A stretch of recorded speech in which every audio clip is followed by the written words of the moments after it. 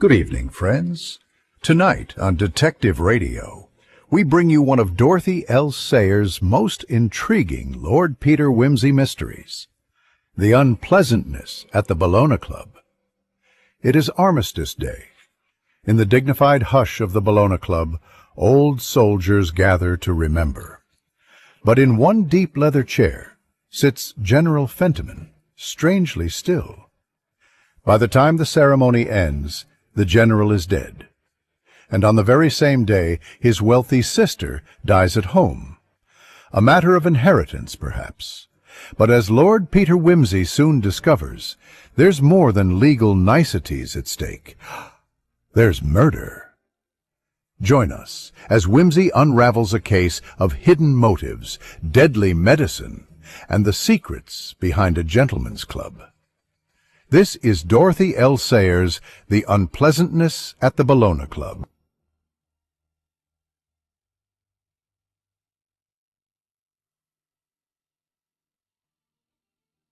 Episode 1, Armistice Night.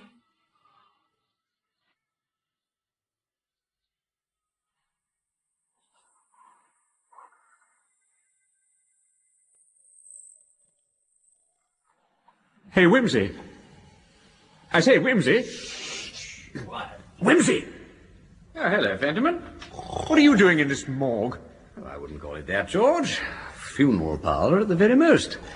I mean, look at the marble, look at the furnishings. Look at the palms and that chaste bronze nude in the corner. Yes, and look at the corpses. Clubs like this always remind me of that old thing in Punch. You know, waiter, take away Lord What's-his-name, he's been dead 2 days. Look at old Ormsby there, snoring like hippopotamus. And look at my revered grandpa. Dodders in here at 10 every morning, collects the Morning Post on the armchair by the fire, and becomes part of the furniture till the evening. Poor old devil. Suppose I'll be like that one of these days. Cheer up, George. All this Remembrance Day business gets on your nerves, don't it? I mustn't say so, though, I suppose. They'd hoof me out of the club if I raised my voice beyond a whisper. Well, they'd do that anyway, whatever you were saying. What are you doing here, incidentally? Waiting for Colonel Marchbanks. Dining with him? How are things going with you? Oh, rotten, as usual. Tummy all wrong, no money. What's the damn good of it, Wimsey? A man goes out and fights for his country, gets his inside gassed out, loses his job, and all they give him is the privilege of marching past the cenotaph once a year and paying 4 shillings in the pound income tax. Sheila's queer, too. Overworked, poor girl.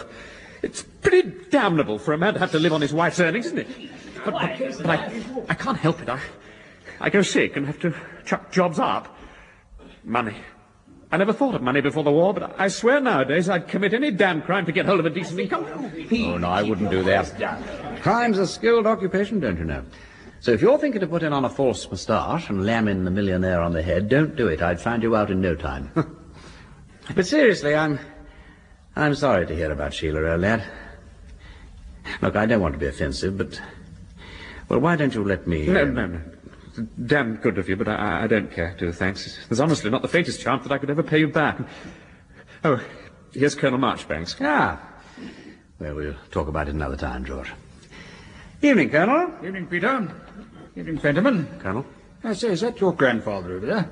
With his legs propped up on the stool like a pair of matchsticks. Yes, that's the General. Excuse me one moment, would you? Must go have a word with him. He's over 90, you know, my grandpa, Wimsey. Queer, isn't it, that for him the Crimea is still the war, and the Boer business found him too old to go out. He was given his commission at 17, you know, was wounded at Majuba. Hang on a minute, George. What's up? I'm not exactly sure, but the Colonel seems to... Hello, he's coming back. Well, what's the matter? What's the matter? Shh. What is it, Colonel? I'm afraid something rather unpleasant has happened, Peter. Go and take a look at General Fentiman. Fred? Sir? See if Dr. Penrith is in the club and ask him to come here at once if he is. Yes, sir. Very good, sir. Well, Peter? He's as stiff as a wooden doll. Rigor mortis fairly advanced. What's the matter? What's the... He's dead! Take him away!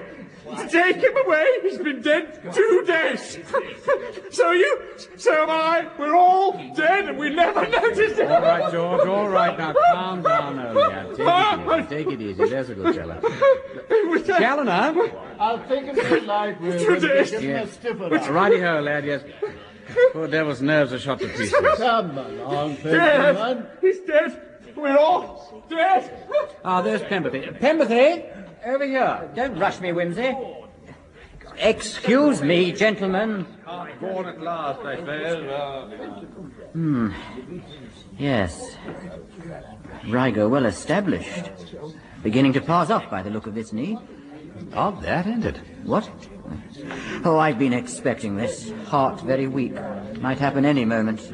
Anyone spoken to him today? Oh, yes, I saw him after lunch. I didn't speak, though. Nor I. Thought he was asleep. He usually is, what?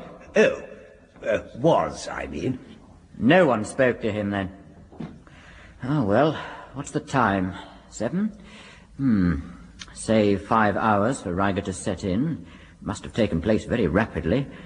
He probably came in at his usual time, sat down, and died almost immediately.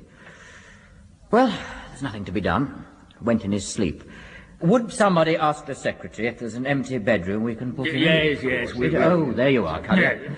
James, fetch the key of number 16 from my office and tell them to put the bed in order.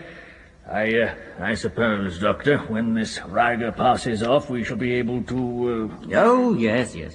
You'll be able to do everything that's required. I'll send the proper people in to lay him out for you. Somebody had better let his people know. Only they'd better not show up till we can get him more presentable. Captain Fenterman knows already. Major Fenterman's staying at the club. He'll probably be in before long. Oh. And there's a sister, I think. Oh, yes, old Lady Dormer. She lives round in Portman Square. They haven't been on speaking terms for years. Still, she'll have to know. Lady Dormer, you say? I say not rarely. Was she the old boy's sister? Yes, man, why? Lady Dormer was an old friend of my wife's, and she passed away, died, you know. Lady Dormer died at 10:30 this morning.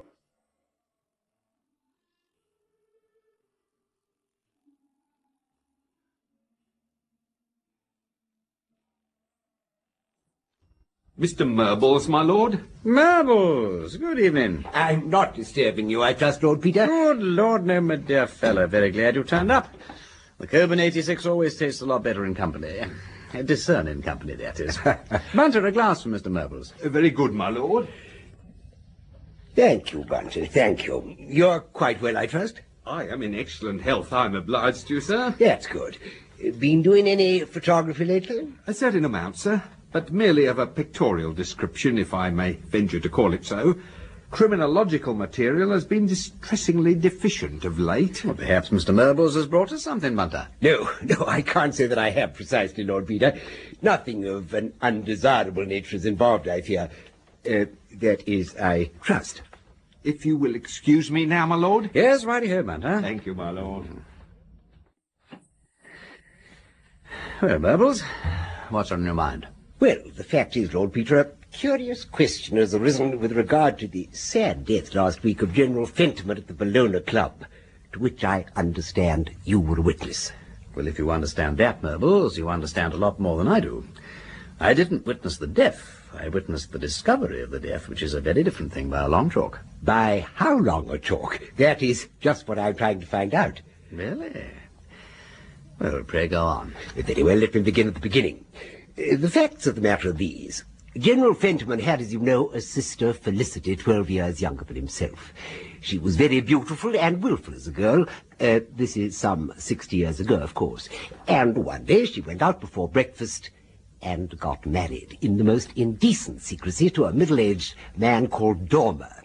Very honest and abundantly wealthy, but, horrid to relate, a prosperous manufacturer. Buttons, in fact, were the revolting antecedents to which this headstrong young Victorian had allied herself. Oh, most distressing.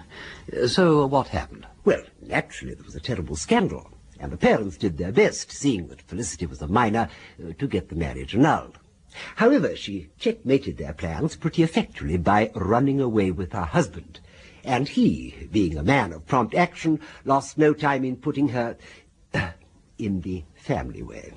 And so the old people put the best face they could on it in the grand Victorian manner.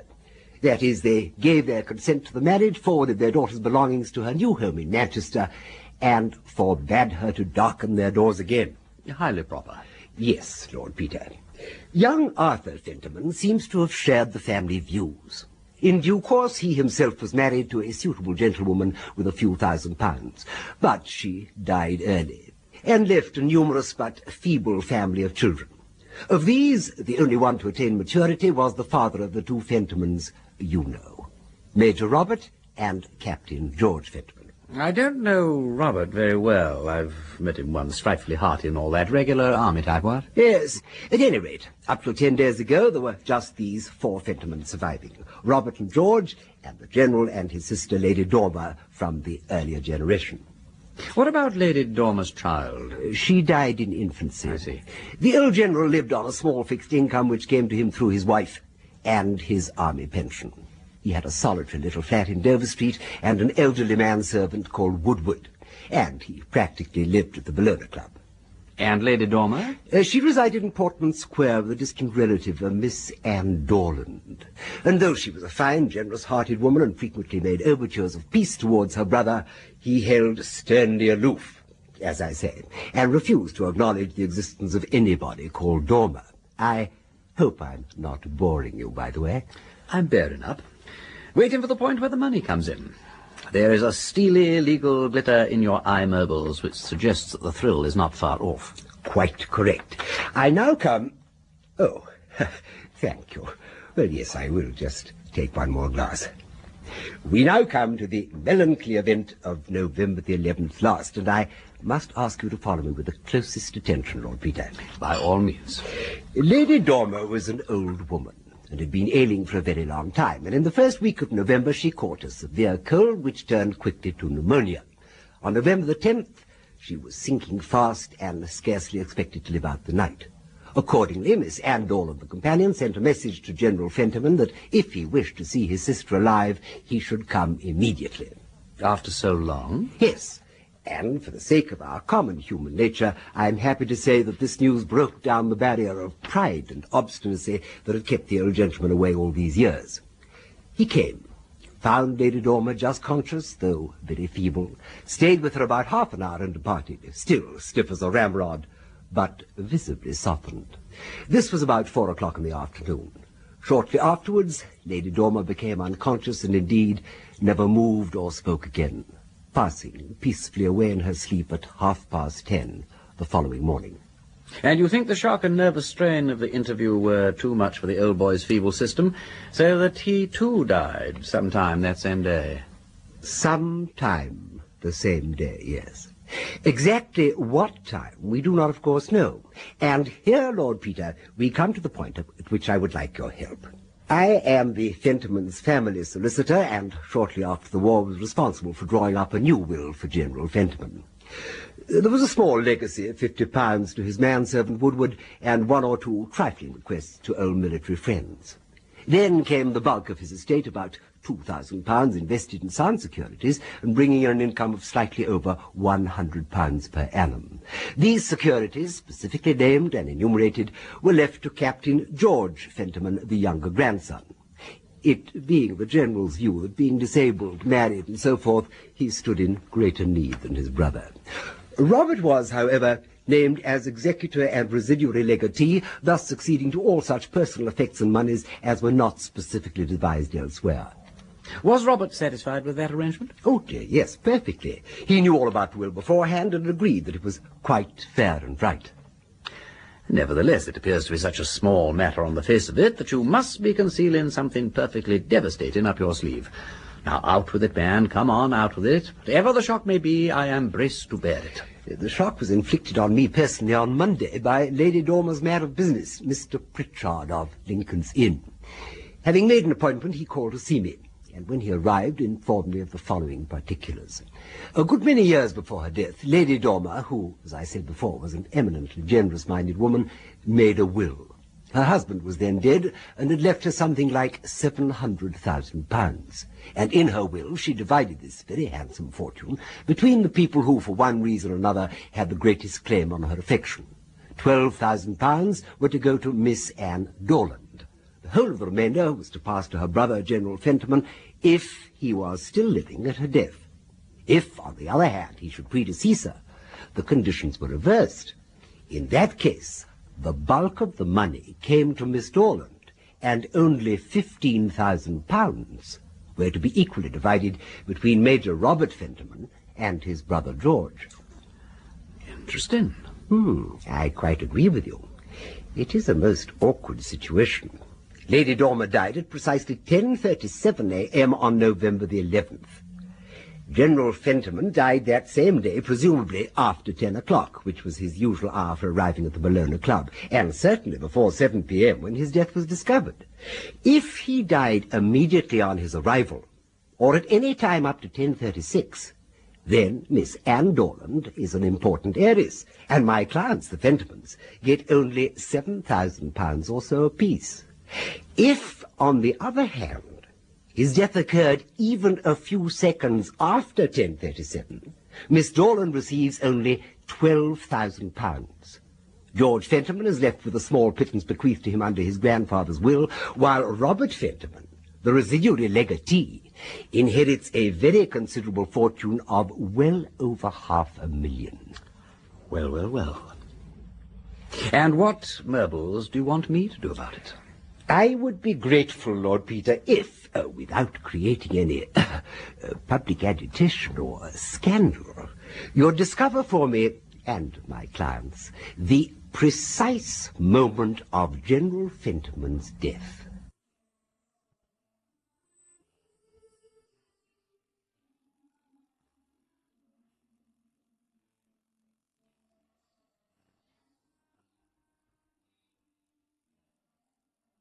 Bunter! My lord? Bunter, I'm going down to the Bellona Club this morning to see Dr. Pemberthy. I'd like you to follow on with your camera and the rest of the paraphernalia in about an hour's time, when I will tell you what I want you to do. Very good, my lord. I take it your lordship has a new inquiry in hand. Yes, Bunter. Quite new. Now, Bunter, you are quite sure that this suit is all right, are you? No, I want to look approachable, but on no account loud. And I can't help wondering whether the stripe of invisible green wouldn't have looked better if it had been a remote purple. No, my lord, I do not think purple would be an improvement. Oh, well, thank goodness. I'm sure you're right, Bunter. You always are. Well, give me the Malacca, would you, with the foot rule marked on it? Thank you. And where's my magnifying lens? Here, my lord. Aha. And the fingerprint powder is in your lordship's right-hand coat pocket. Thank you. Well, I think that's all. Oh, by the way, you don't know a fella by the name of Woodward, do you? Elderly, valeted the late General Fentiman for years. No, my lord, I do not. But if your lordship wishes it, I could make inquiries of the Honourable Frederick Arbuthnot's man, who is a friend of mine. He has a wide circle of friends in service, my lord, and could no doubt arrange an introduction. Well, do that then, would you? And I'll expect you at the Bellona Club with the doings in about an hour's time. Very good, my lord.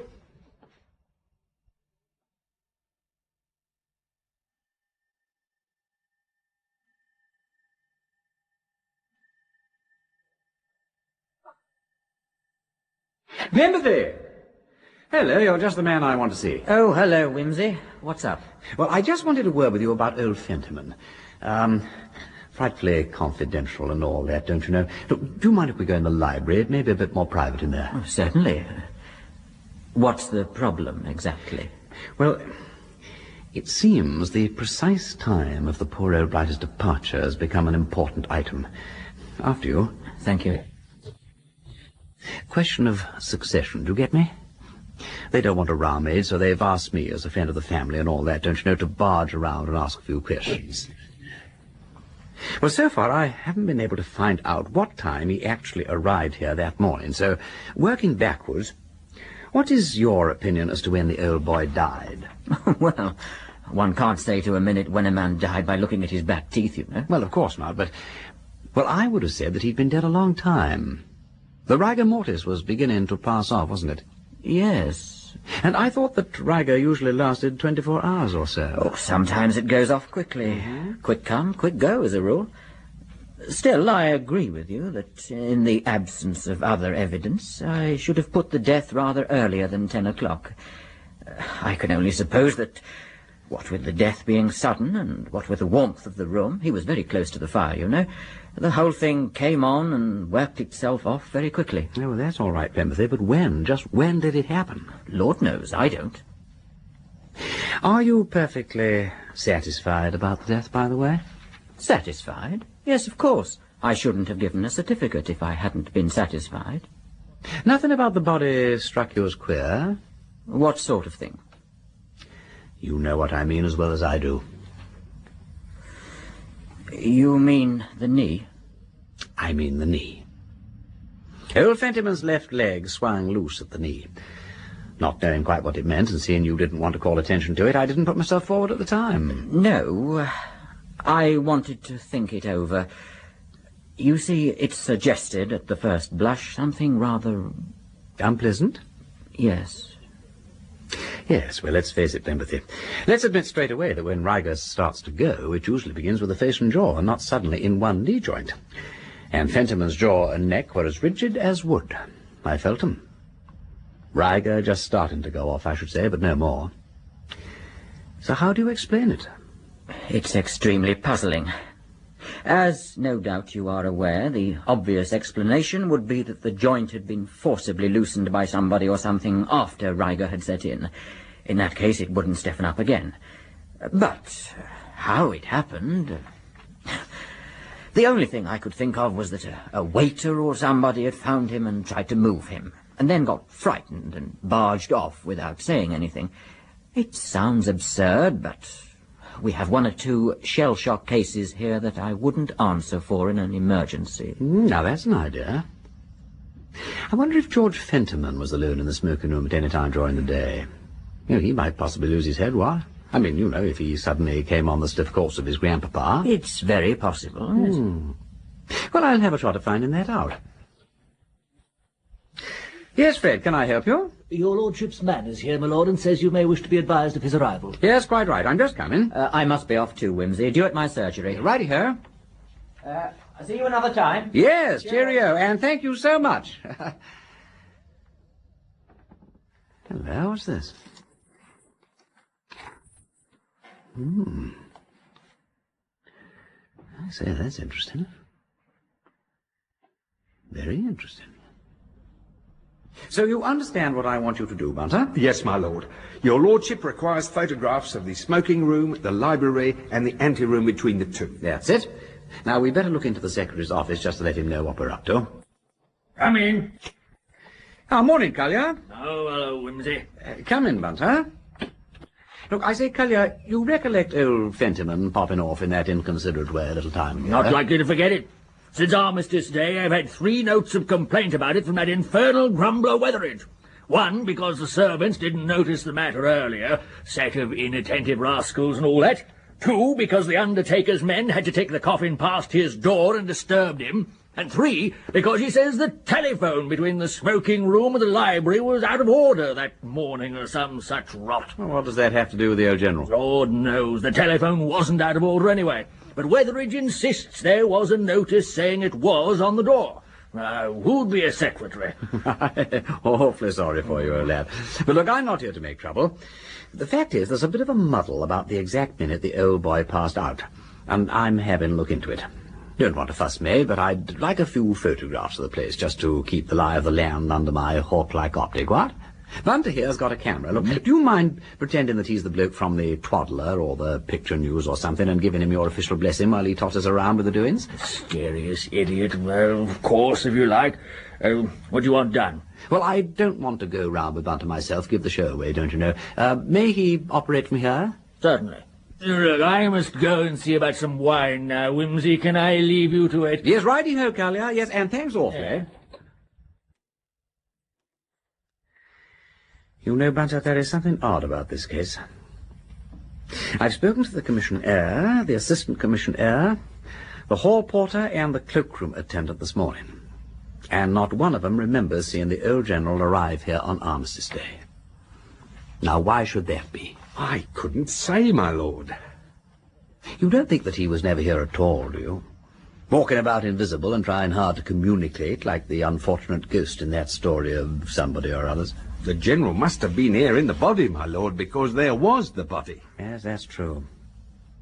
Yes, I'm afraid we can't explain away the body. But what time did he arrive? That is what I would like to know. The manservant fellow, Woodward, could help us there. Look, have you had any luck with him? Oh, yes, my lord. I'm being taken round to meet him after luncheon. Well, excellent. Then be sure to get out of him, Bunter, every possible detail about what the General did on November the 10th. His visit to his sister and all that, and what time it was in the afternoon and so forth. And most important of all, find out precisely when the old boy left his flat on the morning of the 11th. That'll give us a line on when he arrived here. Very good, my lord.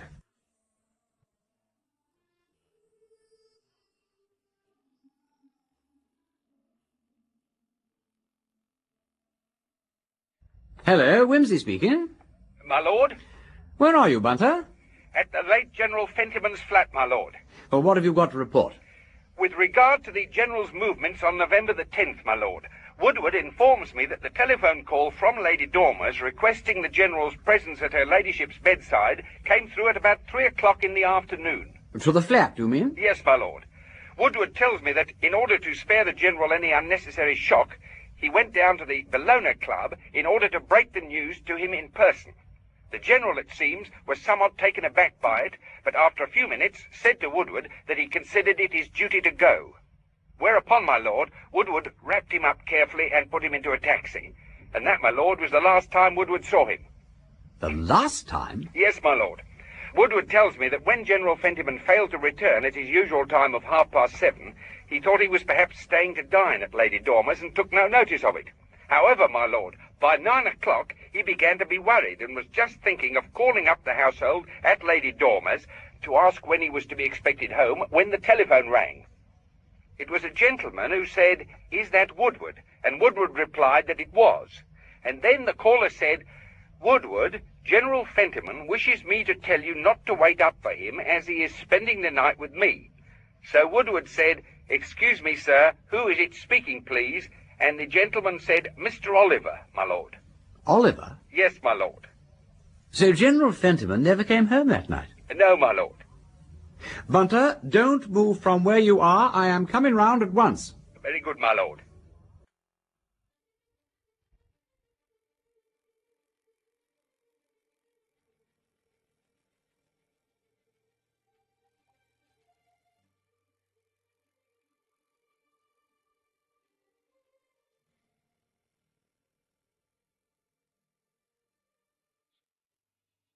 Episode 2, The General's Last Evening.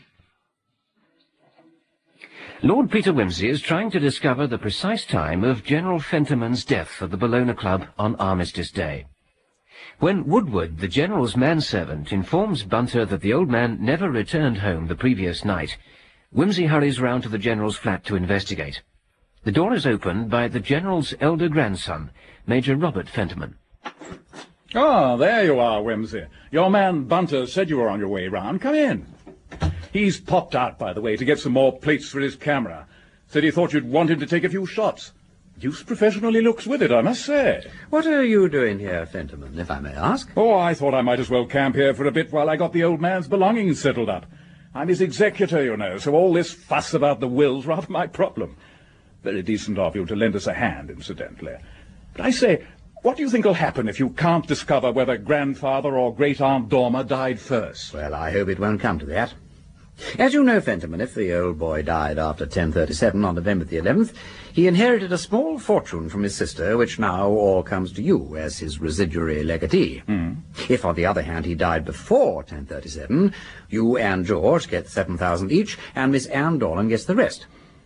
Dr. Pemberthy thinks it probable that the old boy died the moment he sat down by the smoking-room fire. So clearly the first thing to discover is when exactly he got to the club that morning. I see, yes. And according to Woodward, he didn't come home the night before. So I believe. I'd like to ask Woodward a few questions, if I may. Oh, righto. I don't know whether he'll be able to help you very much, though. Oh, Woodward. Yes, sir. Woodward, this is Lord Peter Wimsey. Good afternoon, my lord. Good afternoon, Woodward. Forgive me raking this up, won't you, but Bunter tells me you received a telephone call from a Mr. Oliver on the evening of the 10th, in which he said that the General would be spending the night with him. That is correct, my lord. Did the General often stay out at night, Woodward? Oh, never, my lord. I don't recollect such a thing happening once in 5 or 6 years. And you never heard of this Mr. Oliver? Never, my lord. His voice wasn't familiar? I couldn't say but what I might have heard it before, my lord, but I find it very difficult to recognize voices on the telephone. Do you know anything about the man, Fentiman? Oh, yes, I've met him. At least I suppose it's the same man, but I know nothing about him. I fancy I ran across him once in some frightful crash or other, a public dinner or something of that kind, and he said he knew my grandfather. And I've seen him lunching at Gatti's and that sort of thing, but I haven't the remotest idea what he does or where he lives. Some suburb, I think, but I'm hanged if I can remember which. Not very helpful. Do, for goodness sake, pull yourself together and try to remember something a bit more definite about the fellow. I mean, it may mean $500,000 to you to know what time Grandpapa set off in the morning from Tootingbeck or Finchley or wherever it was. If it was a distant suburb, it would account for his arriving late at the club, which is rather in your favour, by the way. I suppose it is. I'll do my best to remember, but I'm not sure that I ever knew. It's dashed awkward. Maybe they know the blighter at Gatti's. That's an idea. I've met him there several times. Tell you what, I'll go along there, make inquiries, and if they don't know him, I'll make a point of lunching there pretty regularly. He's almost bound to turn up again. Splendid. Now, you do that. And meanwhile, do you mind if I have a look round the flat? Rather not. Do you want me, or would you rather have Woodward? He really knows a lot more about things. Oh, thank you. Well, I think I'll have Woodward. My lord. Don't mind me, Fentiman. I shall just be fussing about. Well, carry on, by all means. I've got 1 or 2 drawers full of papers to go through.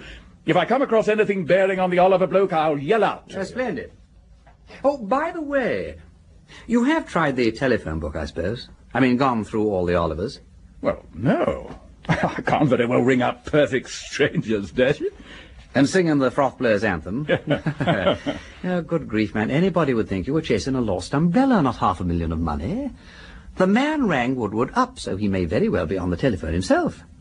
No, look, better let Bunter tackle the job when he gets back. He has an excellent manner on the line. People find it a positive pleasure to be troubled by him. Righto. That's better.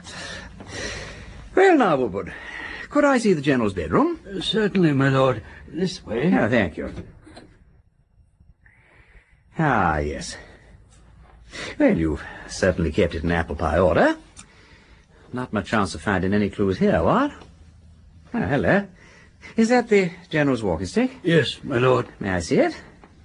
Thank you. Ah, yes. Good. Look, I shall want Bunter to take a photograph of the handle presently, Woodward. Fingerprints, don't you know? Will you be careful to see that it's not touched by anybody else beforehand? Certainly, my lord.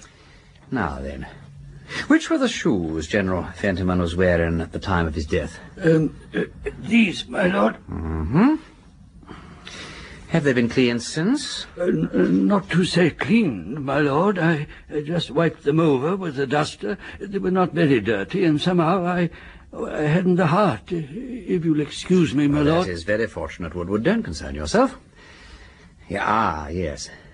Yes, do you see here? A small fragment of carpet pile caught on this projecting brad.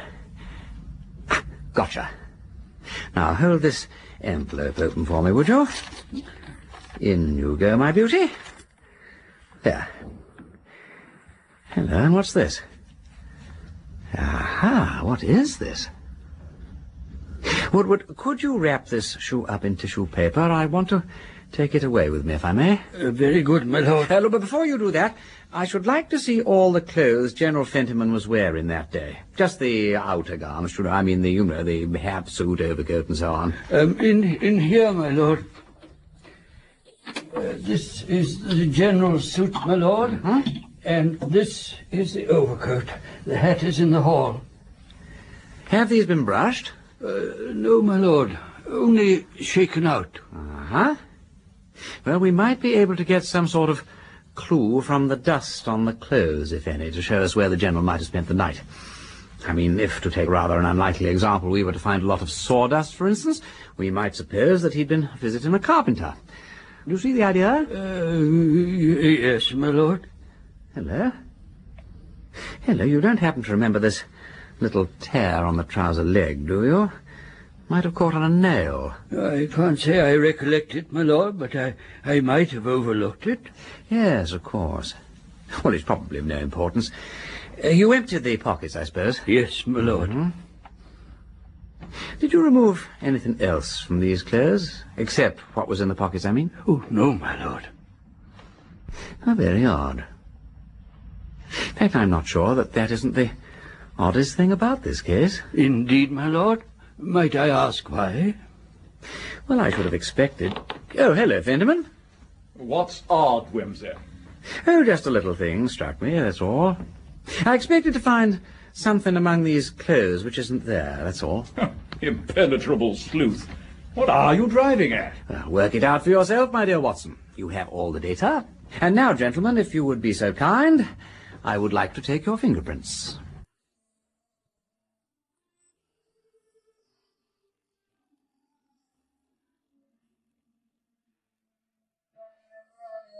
So that's it, Charles. The story so far, such as it is. Such as it is, Peter, yes. Of course, I want you to do something for me. Not really. Yes, really, old Parker. Did you ever know me when I didn't? Well. Strictly unofficially, mind you. Well. I want you to get one of the analyst Johnnies you have here at the Yard to tell me what this is on the inside of the sole of the General's shoe. Look there on the edge, do you see? Blood, perhaps? Yeah, well, more likely paint, I fancy. Yes. There's some sort of brown varnish. Might be of a floor or a piece of furniture. All right. I'll have that done for you. Anything else? Yes. Yes, could you trace the telephone call the mysterious Mr. Oliver made that night?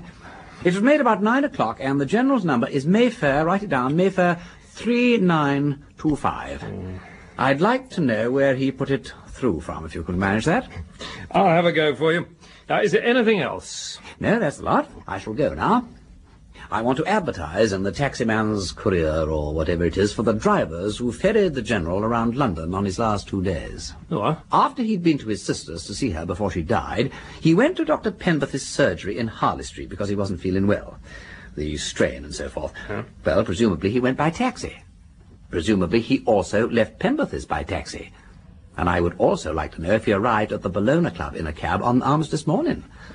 Probably this Mr. Oliver had a car and ran the old boy up himself, but it's worth a try. Yes, I suppose so. And then, after dinner, I shall go to see George Fenton, Robert's younger brother, you know. I told you what he said just before the General was found dead, didn't I? What? Well, that he swore he'd commit any damn crime to get hold of a decent income. Yeah. George is a nervous, excitable fellow, you know, Charles. Badly gassed in the war and so on. Always saying things he don't mean. But he's an old friend, and... well, I think I'd like to have a talk with him.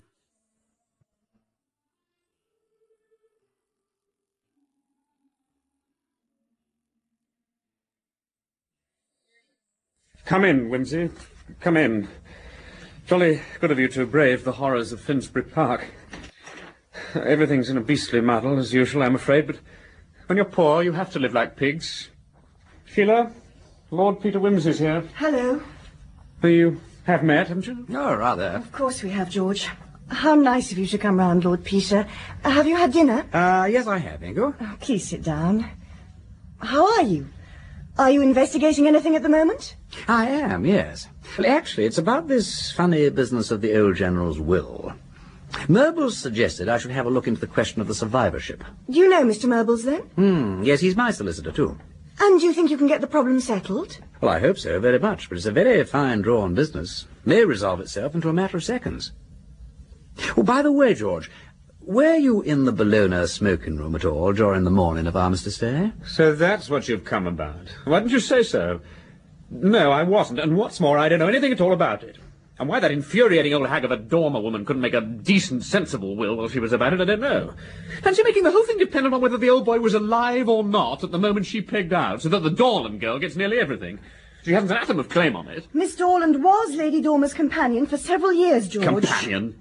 She just lived in the house and painted all day. Well, what's the harm in her painting? Well, why couldn't she be a proper companion? Look, what kind of woman is Anne Dorland? One of these modern Chelsea women, ugly as sin and hard as nails. Can't even paint well. Just ugly, skinny prostitutes with green bodies and no clothes on. I suppose she thinks that if she can't be a success as a woman, she'll be a half-baked intellectual. No wonder a man can't get a decent job these days with these hard-mouthed, cigarette-smoking females all over the place, pretending they're geniuses and businesswomen and all the rest of it. Oh, come, George. Miss Dorland isn't doing anybody out of a job. No, and she's not doing us out of our inheritance either, I suppose. No, she's only going to walk off with $500,000 while Robert and I are left with a rotten 7,000 apiece. Oh, don't grumble, George. It would be uncommonly handy at the moment for Dougal McStuart. Who's Dougal McStuart? One of our old Scottish families by the name. Do you know, I fancy that I've heard of him. Look, isn't he an obliging, helpful kind of chap with a wealthy friend in the city? Frightfully obliging. He simply forces his acquaintance on one... Shut up, Sheila. Lord Peter doesn't want to know all the sordid details of our private affairs. Knowing Dougal, I dare say I could give a guess at him, though. Some time ago you had a kind offer of assistance from our friend McStuart. You accepted to the mild tune of... what was it? 500. 500. Which turned out to be $350 in cash, and the rest represented by a little honorarium to his friend in the city, who advanced the money in so trustful a manner without security. When was that? 3 years ago, when I started that tea shop in Kensington. Ah, yes.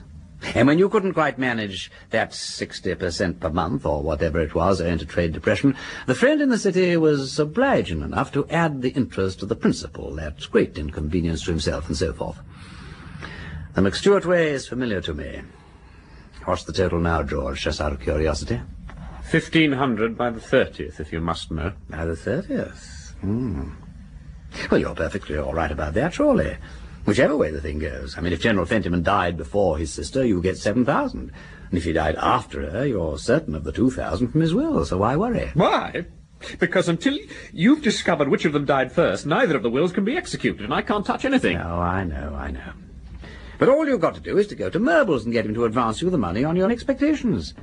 You can't get away with less than 2,000, whatever happens, so he'll be perfectly ready to do it. Well, suppose the thing goes to court and we get let in for thousands of pounds of fees and things. Oh, I don't think that'll happen. If we can't get to the bottom of the survivorship question, I should think you and Robert and Miss Dornan would be far better advised to come to a settlement out of court. Which will probably be the fairest way in any case. Why don't you? Why? Because the Dorland female wants her pound of flesh, that's why. You mean she won't compromise? Well, that's what Pritchard, her solicitor, says, yes.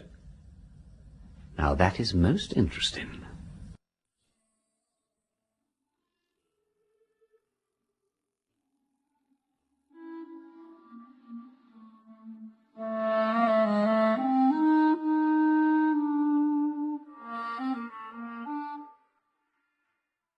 Mr. Pritchard will see you now, Lord Peter. Ah, thanks awfully. Morning, Mr. Pritchard. Excuse my calling on you like this. More regular to do it through Murbles, I suppose. Nice old boy, Murbles, ain't he? But I always believe in going to the Fountain's Head, if possible. Saves time, don't you know? Of course, Lord Peter. And how might I have the pleasure of serving your lordship? Well, it's about this Fentiman business, survivorship and all that. Oh, I say, do you know, I nearly said survival. Yeah, appropriate, what? Yes, you might call the old general survival, eh? However, I take it Murbles told you I was looking into the matter, trying to check up on the timetable and all that. He informed me, yes. Well, it's a bit of a problem, do you see? Do you mind if I smoke? Thank you. Will you have one yourself? I'm obliged to you. I never smoke in business hours. Ah, very proper. Much more impressive. Puts the wind up the clients, what?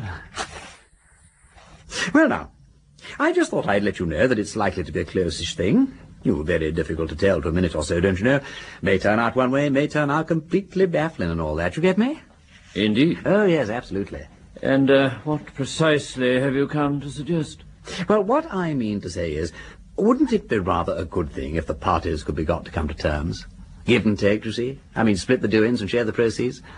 After all, $500,000's a goodish bit of money. Quite enough for 3 people to live on in a quiet way, don't you think? And it would save such an awful lot of trouble and, well, lawyers' fees and things. Ah, I may say that I have been expecting this. And you'll permit me to remark, Lord Peter, that in view of the fact that you've been employed by the other party in this case, your proposal has a highly suggestive appearance. You'll excuse me perhaps if I warn you further that your whole course of conduct in this matter seems to me open to a very undesirable construction. Then you will perhaps permit me, Mr. Pritchard, to inform you that I am not employed by anybody. I have been requested by Mr. Murbles to ascertain the facts. They are rather difficult to ascertain, but I have learnt one very important thing from you today. And I am obliged to you for your assistance.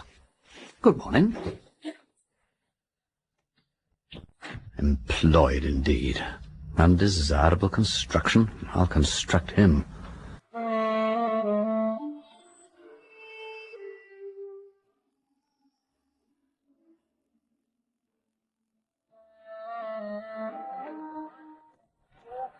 Ah, hello, Woodward. Major Fentiman in? Yes, my lord. That you, Wimsey? Come along in. Well, any progress, old egg? Possibly a little. I just came round to ask if you could let me have a specimen of old Fentiman's fist. Certainly. Pick what you like. There are a few papers here. Well, not much, but then he never was a ready writer. And when he did write, he usually did it at the club. There are a few interesting notes of his early campaigns here, but they're rather antiques. Well, I'd rather have something more recent, if you have it. Oh. Well, there's a bundle of cancelled cheques here. Is that to do? Ah, that would do particularly well. I want something with figures in it, if possible. Yeah, many thanks. I'll take these, if I may. How on earth is his handwriting going to tell you when he pegged out? Now, that is my secret, dash it all. Oh, by the way, have you been down to Gatti's? Yes.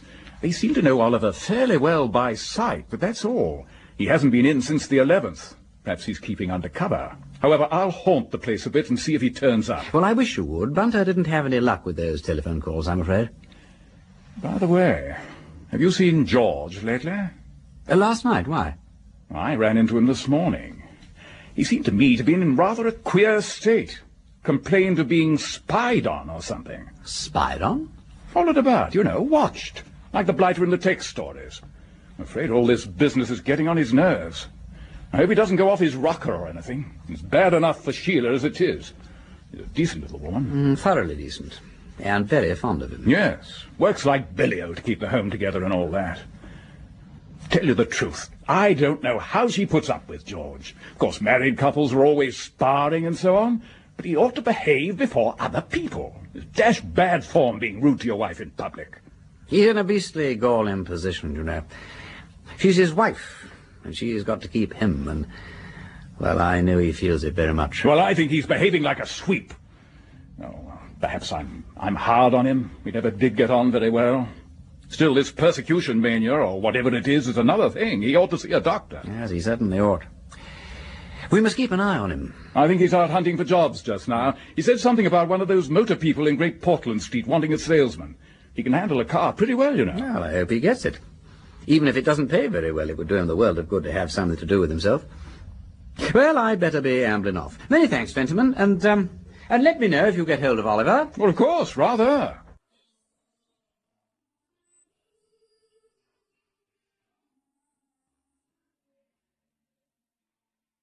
Oh, what whimsy. Could you get one of your handwriting experts to tell me if these two fists are the same, Charles?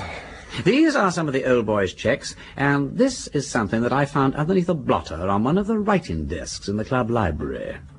I suppose so. Collins, Parker here. Could you come along to my office for a moment? Yes, thanks. Oh, incidentally, that was just varnish on that shoe. Ah. Not a floor varnish, though. Probably came off a door or a partition or something of that sort. Mm-hmm. Yeah, and that phone call from Mr. Oliver was put through at 9:13, write it down, from a public call box at Charing Cross Underground Station. I see, that's interesting. Thank you. Come in. Collins, come in. This is Lord Peter Wimsey. Good afternoon, my lord. He'd like to know whether these two handwritings are the same. Yes, let's see, yes. Not a doubt about it, I should say, unless the forgery has been astonishingly well done. No. There's not the slightest question of forgery or anything. I just wanted to know whether the person who wrote these checks also jotted down these notes. I should say certainly. Some of the figures, the 5s, for instance, and the 3s are highly characteristic. Oh, well, that's fine. Thank you so much. All right, Collins. Thank you, sir. Now, that really is fine. Good. That checks up the results of the fingerprint test, too. Fingerprint test. I got Bunter to photograph prints from the old boy's walking stick and from this piece of paper. So now we know he definitely wrote this. Yeah, but what does it mean? 150,000 to R, 300,000 to G? Are these the grandsons? Very likely, old Parker Bird. R for Robert, G for George. Now, what happened, I think, was this. On the afternoon of the 10th, the General went to see his sister, who was dying. I think she told him that she was leaving him the bulk of her estate. Yeah. Now, he was accustomed to do any writing or business at the Bellona Club, so I fancy that he went back there and made these notes as to what he meant to do with the money. Yeah. Now, well, I can check that, incidentally, because one of those taxi drivers I advertised for has got in touch with Merville's, and I'm going round to see him at 6 o'clock. Seems reasonable.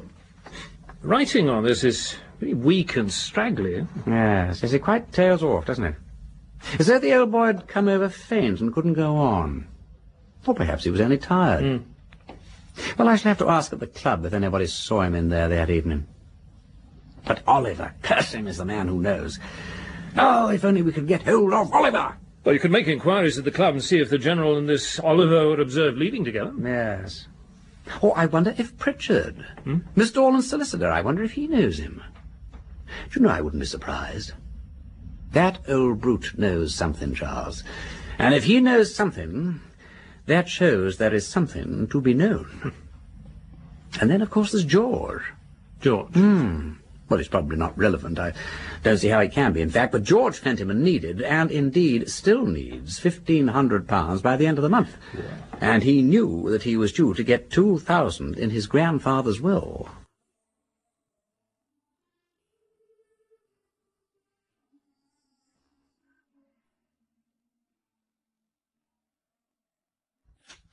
Ah, afternoon, Myrbles. Ah, Lord Peter. Mr. Hinkins, this is the gentleman who's interested in the inquiry we're making. Perhaps you would have the goodness to repeat to him what you've already told me. I've ascertained enough, Lord Peter, to feel sure that this is the right driver, but I should like you to put any questions you wish yourself. Now, Mr. Hinkins. Yes, sir. Well, as I told Mr. Myrbles here, a very old gentleman, an old military gent, I wouldn't be surprised, took my taxi in Harley Street at 5:30 on November the 10th. I remember the day very well, because after I'd done taking him where I'm telling you, my magneto started to give trouble, and I didn't have the use of the bus on Armistice Day, which was a great loss to me, because that's a good day as a rule. Well, the old gent gets in anyway, and he says, take me to Dover Street, he says.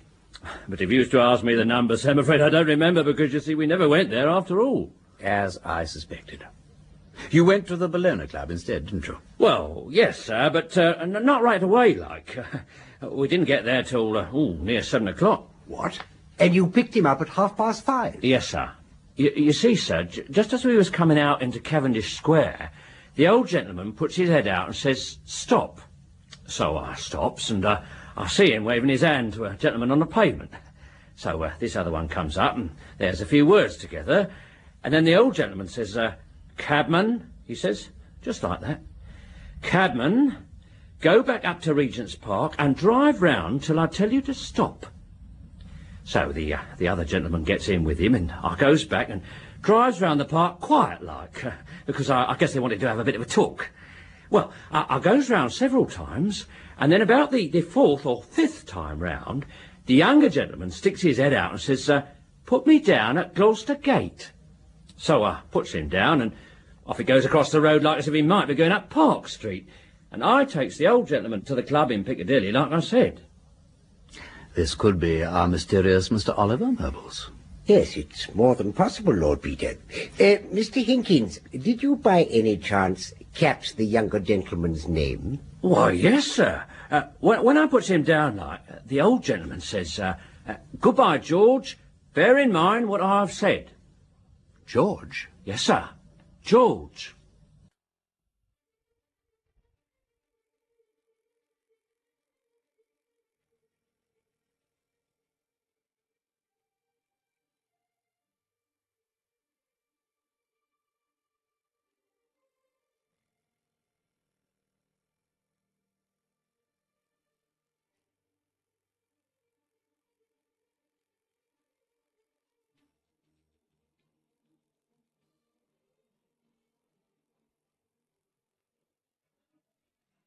Episode 3, Mr. Oliver. Endeavouring to trace General Fentiman's movements in the last hours of his life, Lord Peter Wimsey has discovered that the old man spent the night of November the 10th at the home of a Mr. Oliver. When he learns that the General also saw his impecunious grandson, George, that evening, Wimsey hurries down to the Bellona Club to investigate. Hello, Collier! Collier, I say! Eh? Collier, look, have you seen George Fentiman around? Wimsey. No, I haven't. No, I think he's been avoiding us since his grandfather died. Come into my office a moment, will you? Yeah, right here. What's up, Alvin? Now, look here, Wimsey. Aren't you ever going to get finished with this investigation or whatever it is? The members are complaining, really they are, and I can't blame them. They find your everlasting questions an intolerable nuisance, old boy. And no sooner do you stop it than the other fella begins. What other fella? That nasty little skulking bloke who's always turning up at the service door and questioning the staff. I don't know anything about him. I never heard of him. Look, I'm sorry if I'm being a bore and all that, though I swear I couldn't be worse than some of your other choice specimens in that line, but I've hit a snag. Now, that fellow Oliver, whom I mentioned to you... He's not known here, Wimsey. No, but he may have been here. Came to pick the General up, perhaps. If nobody saw him, he can't have been here. Well, then where did General Fentiman go to when he left that evening? And when did he leave?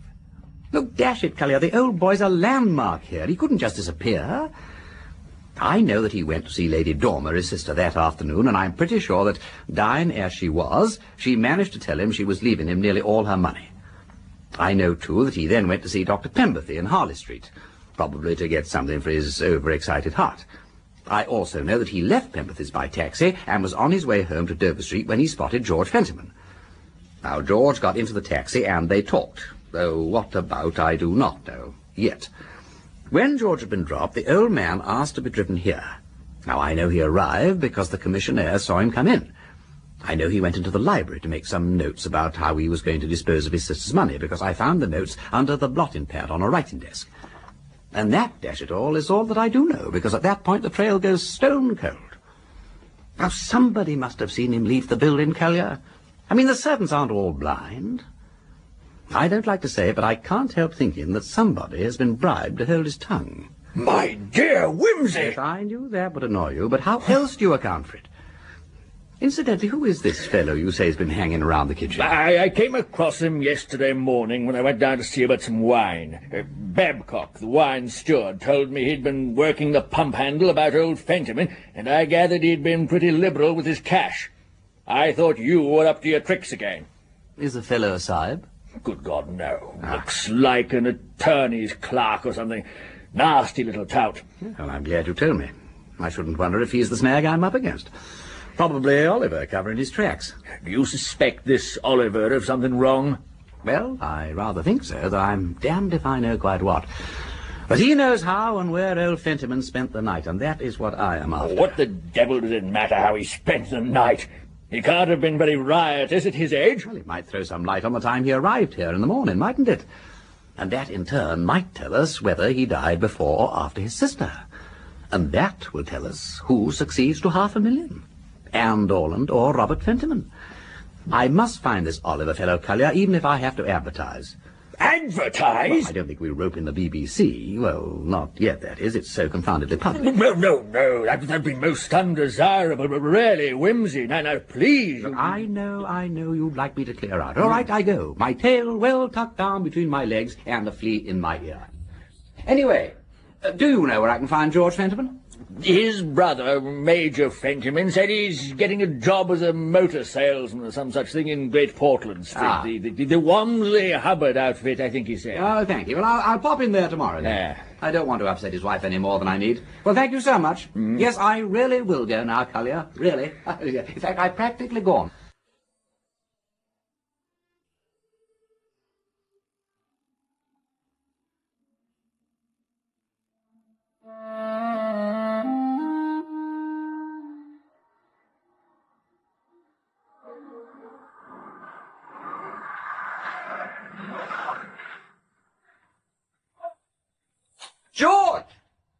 George, I say hello. What?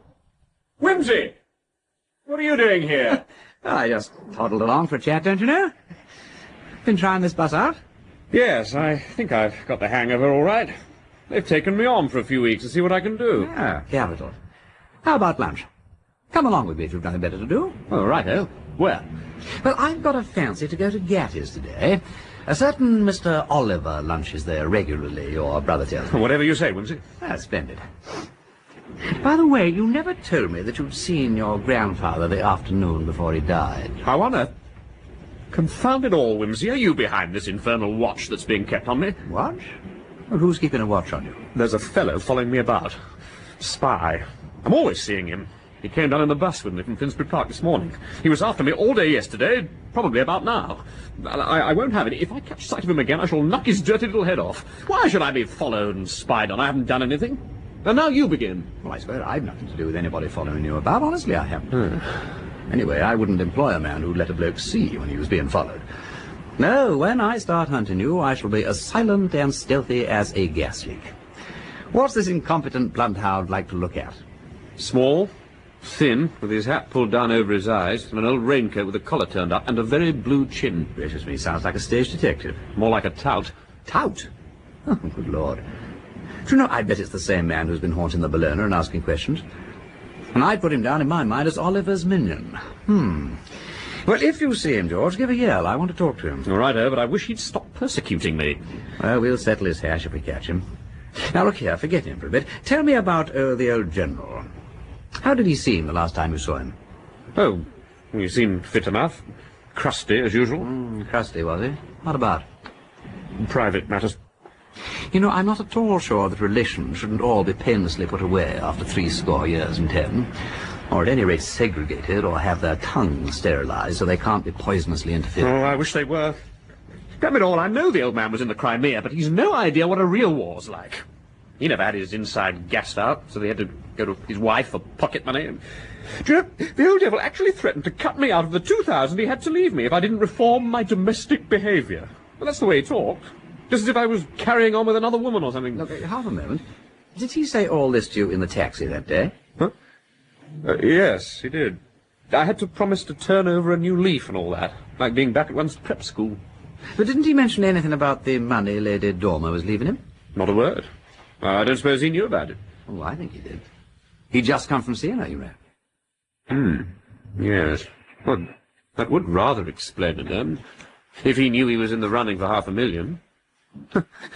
By Jove, yes, I expect he would feel a bit anxious at the idea of leaving it all to a fellow he looked on as a waster. I bet the old boy was sounding me to see what sort of disposition I got. The old fox. I say that's a thought. Perhaps it's just as well he popped off when he did. He might have cut me off with a shilling, eh? I say yes. Perhaps his death wasn't so unlucky after all. Well, your brother would have seen you through in any case, surely. I suppose he would. Robert's quite a decent sort, really, though he does get on one's nerves, so... Does he? Oh, he's so thick-skinned. The regular, unimaginative Briton. I believe Robert would cheerfully go through another 5 years of war and think it all a very good rag. He was proverbial, you know, for never turning a hair. Oh, yes. Robert was thought a damn good soldier, Wimsey. Plenty of nerve, you see. Plenty of nerve.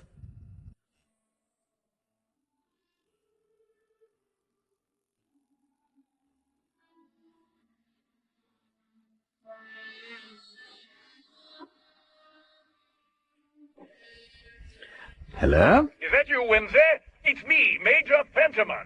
Look, I say, is that Wimsey? Yes, Wimsey speaking. What's up? I've seen Oliver. Have you, Bejove? Where? Getting into a train at Charing Cross. Did you speak to him? No, it's maddening. I was just getting my ticket when I saw him passing the barrier. Tore after him, and there was a circle train standing at the platform. He bolted in and they clanged the doors. I rushed on, waving and shouting, but the train went out. I cursed like anything. Yeah, I bet you did. Oh, how very sickening. Well, it can't be helped, that's all. He'll probably turn up again. Charing Cross seems to be a haunt of his. He phoned from there on the evening of the 10th, you know. Yes, so he did. Look, I'll tell you what we better do, Fentiman. The thing's getting rather serious. I propose that you should go and keep an eye on Charing Cross Station, and I'll get hold of a private detective from Sleuths Incorporated, and you can describe Oliver to him, and then watch turn and turn about, what? Hang it all, Wimsey. That'll take a lot of time. I've gone back to my rooms at Richmond now. And besides, I mean, I've got my own duties to do. It's $500,000 of money, Fentiman. Of course, if you're not keen... Well, yes, I am keen. I don't believe anything will come of it. Probably not, but it's worth trying. And in the meantime, I'll have another watch kept at Gatti's. Oh, by the way, which waiter is it who knows him? I had a talk with the head man today, and he didn't know anything about him. No, it wasn't the head waiter. The plump, dark one. Yeah, all right, well, I'll find him. And you'll see to the Charing Cross end, what? I suppose so. Good. Well, I'll get hold of a tech and send him along to you. Cheerio, then. Cheerio, Wimsey.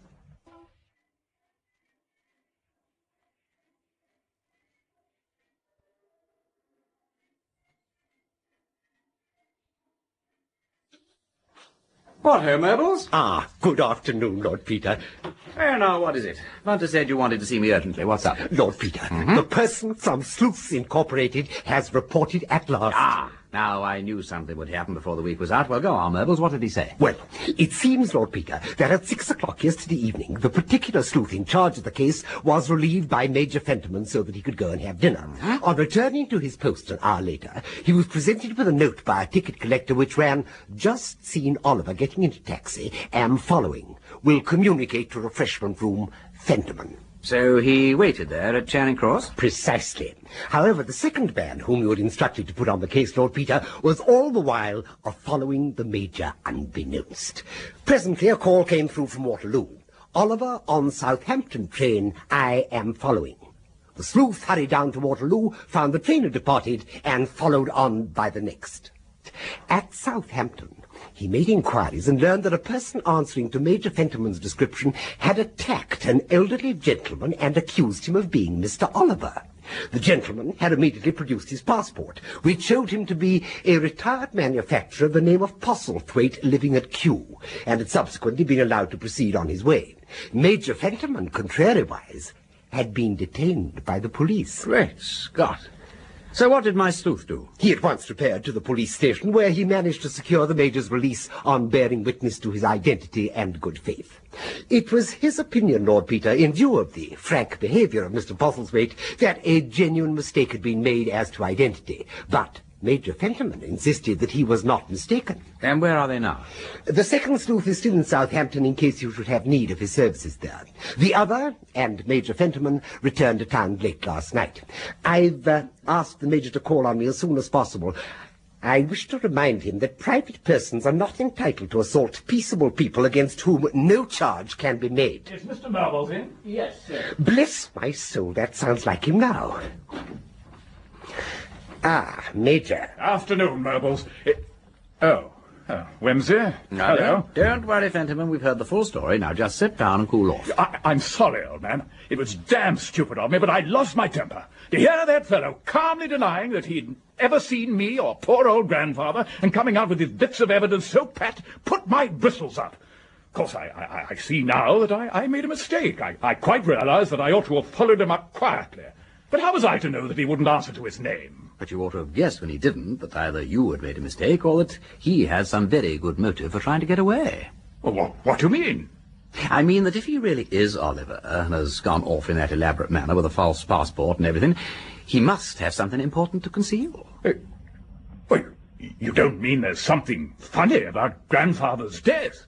I mean, surely not. Well, there must be something funny about Oliver anyway, mustn't there? On your own shame. Oh, but hang it all.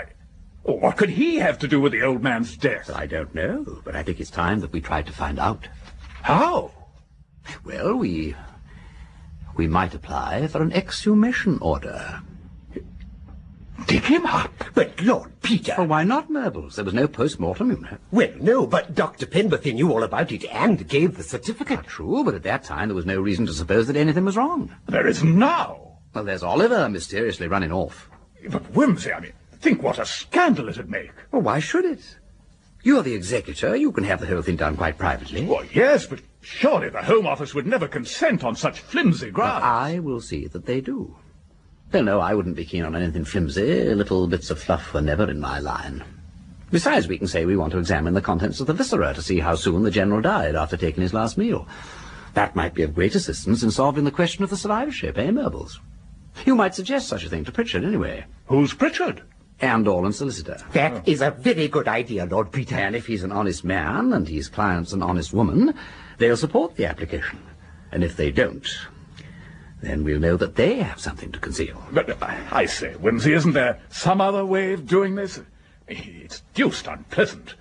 I wish to goodness we could compromise on it. But the lady in the case won't compromise. Now, you know that, Fentiman. And we have got to get at the facts somehow. Oh, damn it all. I suppose it'll have to be done then. Splendid. I'll ring Pemberthy and tell him he'd better be present, I fancy. And now I will be leaving you. Fentiman, Merbles will apply to the Home Office on your behalf. Cheer, frightfully ho.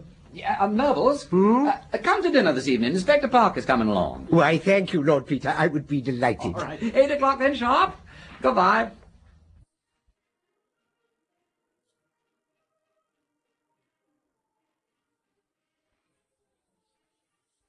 And then, Lord Peter, at about 5 o'clock, when I was halfway through writing to Mr. Pritchard about the exhumation, a note arrived from the gentleman informing me that Miss Dorland was now willing to compromise on a division of the money. Really?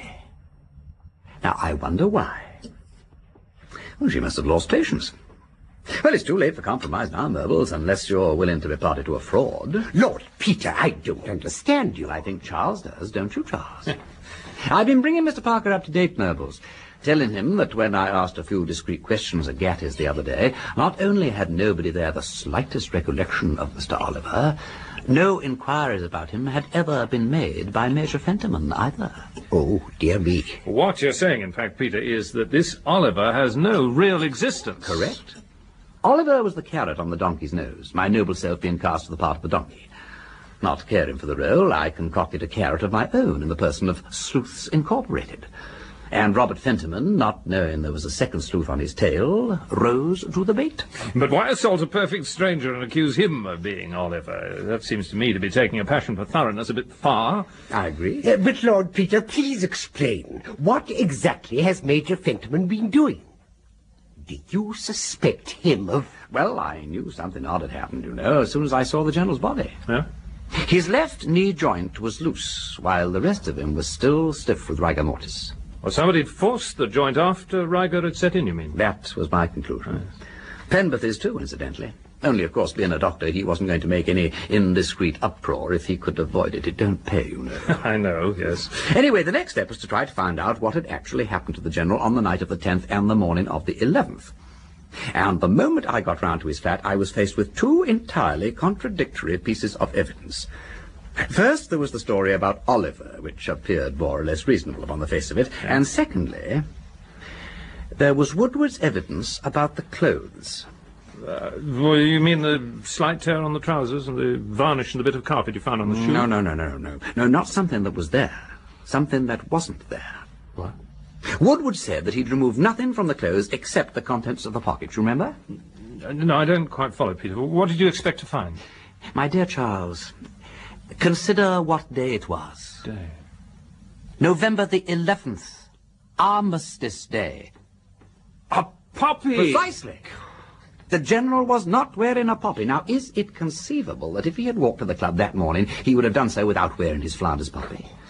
A patriotic, military old bird like that? Well, my dear, I mean, it's unthinkable. But then how did he get to the club, Peter? He was there, you know. Ah, true, but the odd thing is that nobody saw him arrive. And what is more, nobody saw him leave the previous evening. General Fentiman, one of the best-known figures in the club. And he seems to have become suddenly invisible. Now, that won't do, you know. What's your idea, then? That he slept the night at the club? I think he slept a very peaceful and untroubled sleep that night. In the club. Lord Peter, you shock me inexpressibly. Are you suggesting that he died... Sometime the previous evening. Yes. But he couldn't have sat there all night in the smoking room, Peter. The servants would have been bound to notice Well, it. of course. But it was to somebody's interest to see that they didn't notice. Somebody who wanted it thought that the old boy didn't die till the following day, after the death of Lady Dormer. Robert Fentiman. Exactly. Major Fentiman. Yes, Merbles. Major Fentiman, who, as residuary legatee, succeeded to all moneys not specifically devised elsewhere. In particular, Lady Dormer's $500,000. But Did Robert know that Lady Dormer was leaving the bulk of her fortune to General Fentiman? Well, that is a point that I'm not altogether happy about, Charles, but I think he must have done. Huh. Oh, all the same, Peter, if the General did die, as you say, on the evening of the 10th, where was the body? You must admit it would have been a trifle noticeable if left about. No. What? No. Repellent as the whole notion is to me, I see no difficulty about that, Mr. Parker. Major Fentiman was at that time living in the club.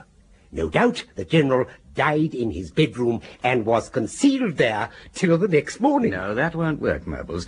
I think the General's hat and coat and things were in Robert's bedroom, but the corpse couldn't have been. Now think.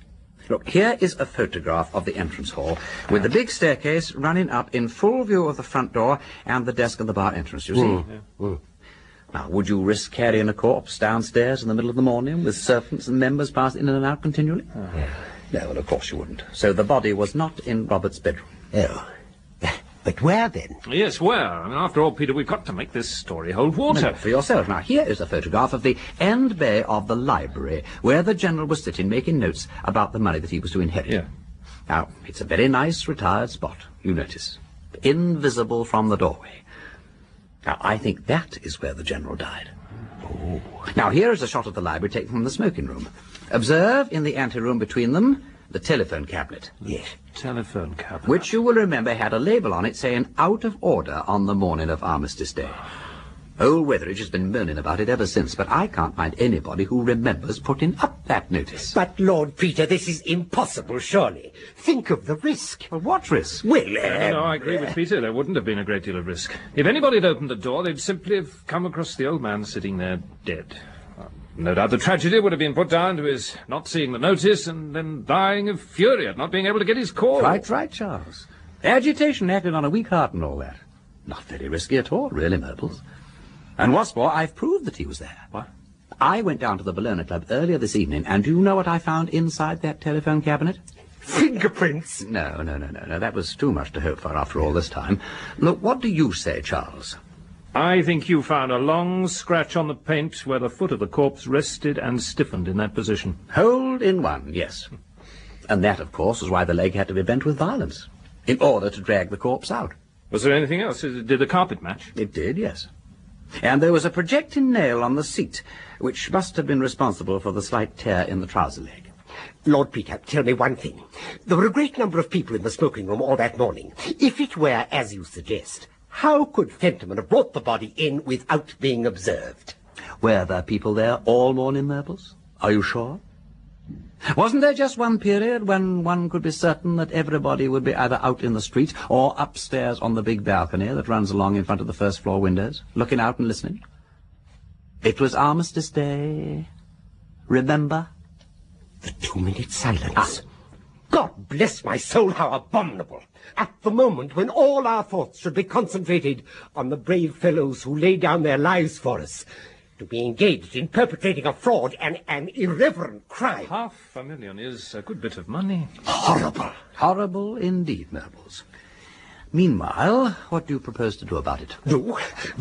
Robert Fentiman will have to confess to this disgraceful plot immediately.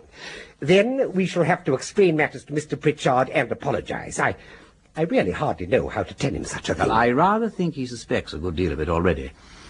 I didn't tell you, but that fellow who was spying on George turned out to be Pritchard's clerk. I caught him following me this afternoon, and he came clean when I shook him reasonably hard by the collar. And, of course, Pritchard treated me like a conspirator when I called on him. Bless my soul, to think that I should be mixed up in a thing like this.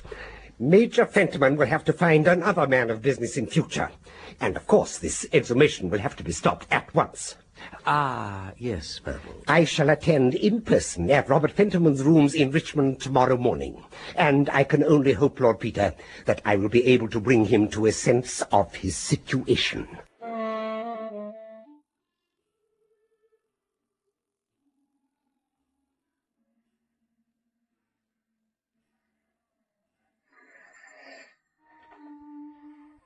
Hello? Lord Peter. Murbles, my dear fellow, what is up? I thought you hated the telephone. Lord Peter, we have been outwitted. We have been forestalled. My dear Murbles, your method of recalling one to the dull business of the day is as delightful as it is unexpected. Anything better calculated to dispel that sluggish feeling, I can scarcely imagine. Lord Peter, Robert Fentiman has disappeared. Good God.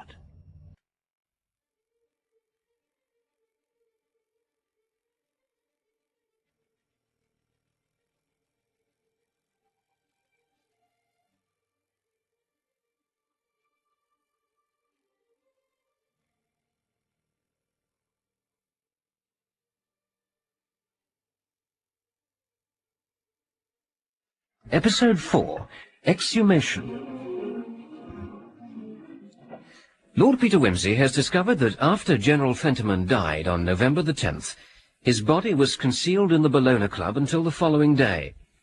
He's thus effectively disproved the existence of the Mr. Oliver, who Robert Fentiman claimed was with his grandfather that night.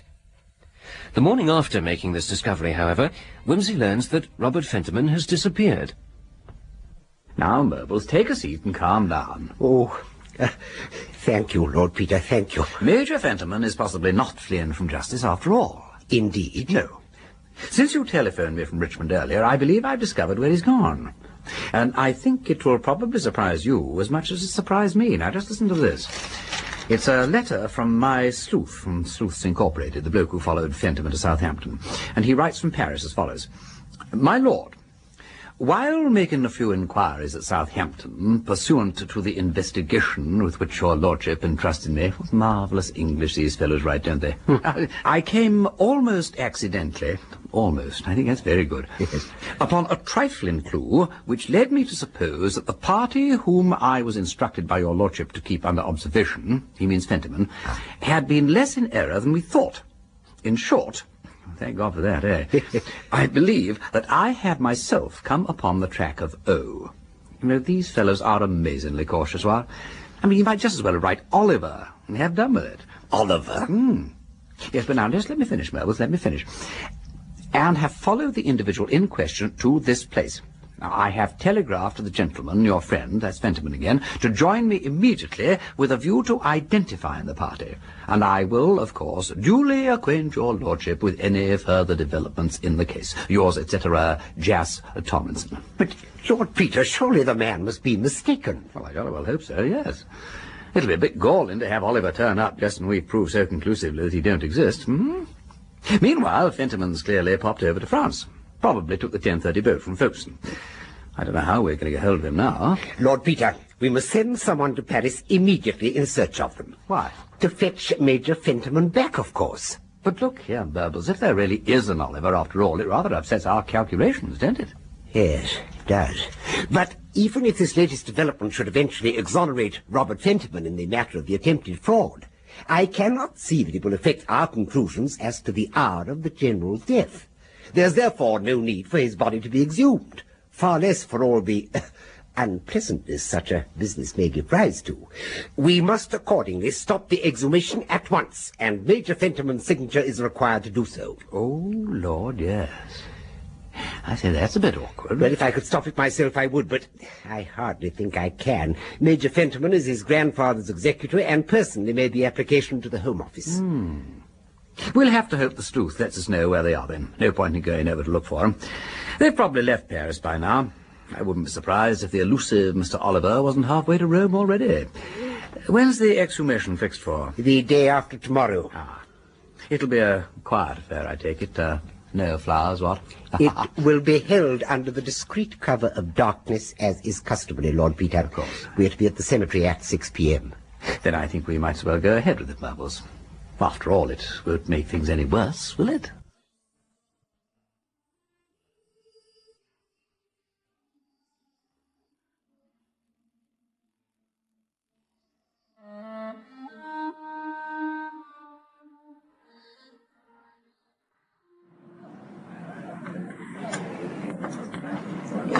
They seem to be having a little trouble unscrewing the coffin lid, Lord Peter. Yes. That's gruesome, ain't it? Especially with Pemberthy there, spraying formalin like an infernal thurifer at some particularly unwholesome sacrifice. He seems somewhat abstracted this evening, don't you think? Pemberthy? I'm not surprised. No doctor who's confidently signed a death certificate welcomes having his judgment challenged a mere 3 weeks later. They've done it. Dr. Horner is to do the autopsy, I take it. Yes, he's a good man, Horner. Ah, very nice indeed. Excellent. Don't you agree, Pemberley? Very good, yes. Put him down here. Yes, yes. Not much difficulty over this job. It's the best of getting onto it at once, what? Let's see now. Scalpel, please. There you are.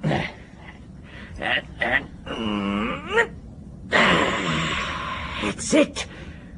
Ah, yes, undoubted heart trouble. Don't see any unusual appearances there, do you? Well, I suppose we'd better secure the stomach as it stands. You mind holding while I get this ligature on? The jar's just behind there. Thanks. I say, look out, you'll have it over. Sorry, it's all right. I've got it. A near thing. I won't take all the liver out, just a sample. And, sections of the rest, I suppose. Better have a look at the brain while we're about it, I suppose. Have you got the large saw there? Thanks. A trifle callous, aren't they? There's nothing to them. Horner does this kind of job several times a week. Yes, but he needn't be so noisy. Dr. Pemberley behaves with decorum. Yes, but he knew old Fentiman and Horner didn't. Yes, Pemberley. We ought to be able to get a pretty good idea of when the old boy died from the contents of the stomach. Decomposition is very little advanced owing to an exceptionally well-made coffin. Ooh, beastly business, this. Do you think I was wrong to give the certificate? No, of course not. You didn't suspect anything wrong with the death itself. The General was over 90. His heart was bound to go at some point. Yes. But having a patient dug up always makes me worried, you know. It's easy to make a mistake, and one looks an awful fool in court. I'd hate being made to look a fool just at present. I'm thinking that... Great Scott, Horner, don't shout like that. You startled me. Come and sign this. Oh, yes, righto, yes. Goodbye, Wimsey. Goodbye, Mr. Mervyn. Cheerio. Horner told me that the analysis will be ready in about a week's time, Mubbles. That is correct, Lord Peter. Then I'll see you in about a week. Meanwhile, I am going down to Chelsea. Chelsea? Yes. It's a long time since I saw my young friend Marjorie Phelps. She's an artist, Mubbles, models pottery figurines. I need some advice about the world of art.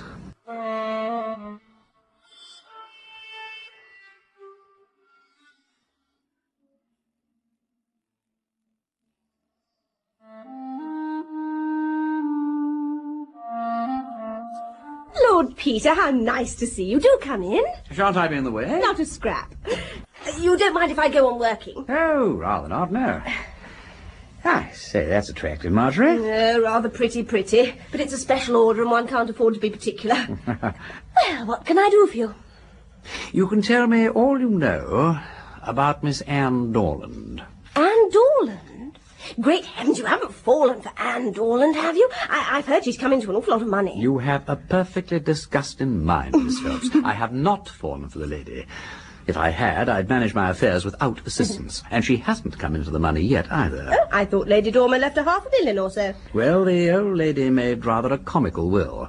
If her brother, General Fentiman, was still alive when she died, he was to get the bulk of the estate. If he wasn't, it came to Anne Dorland.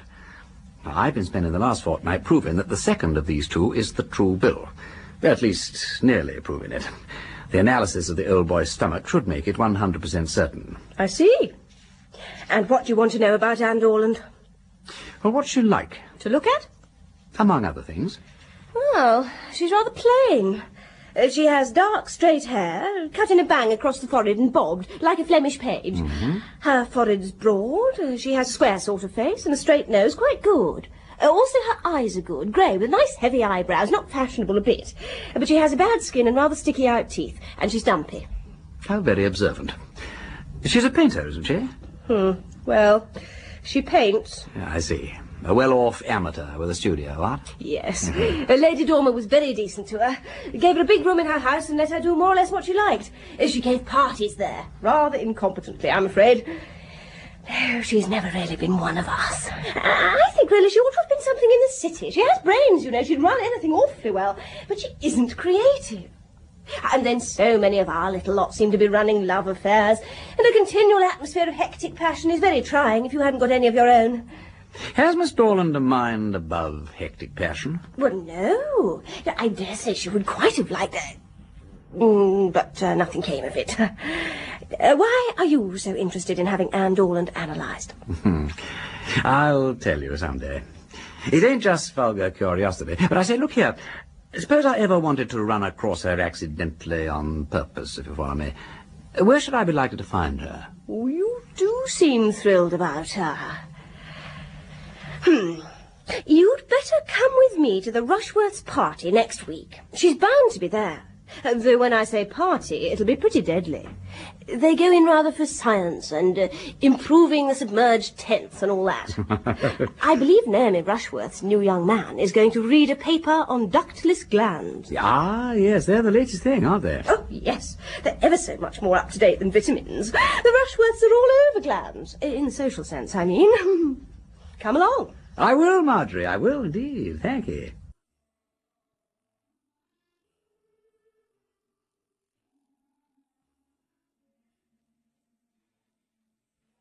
Morning, Mellows. Lord Peter.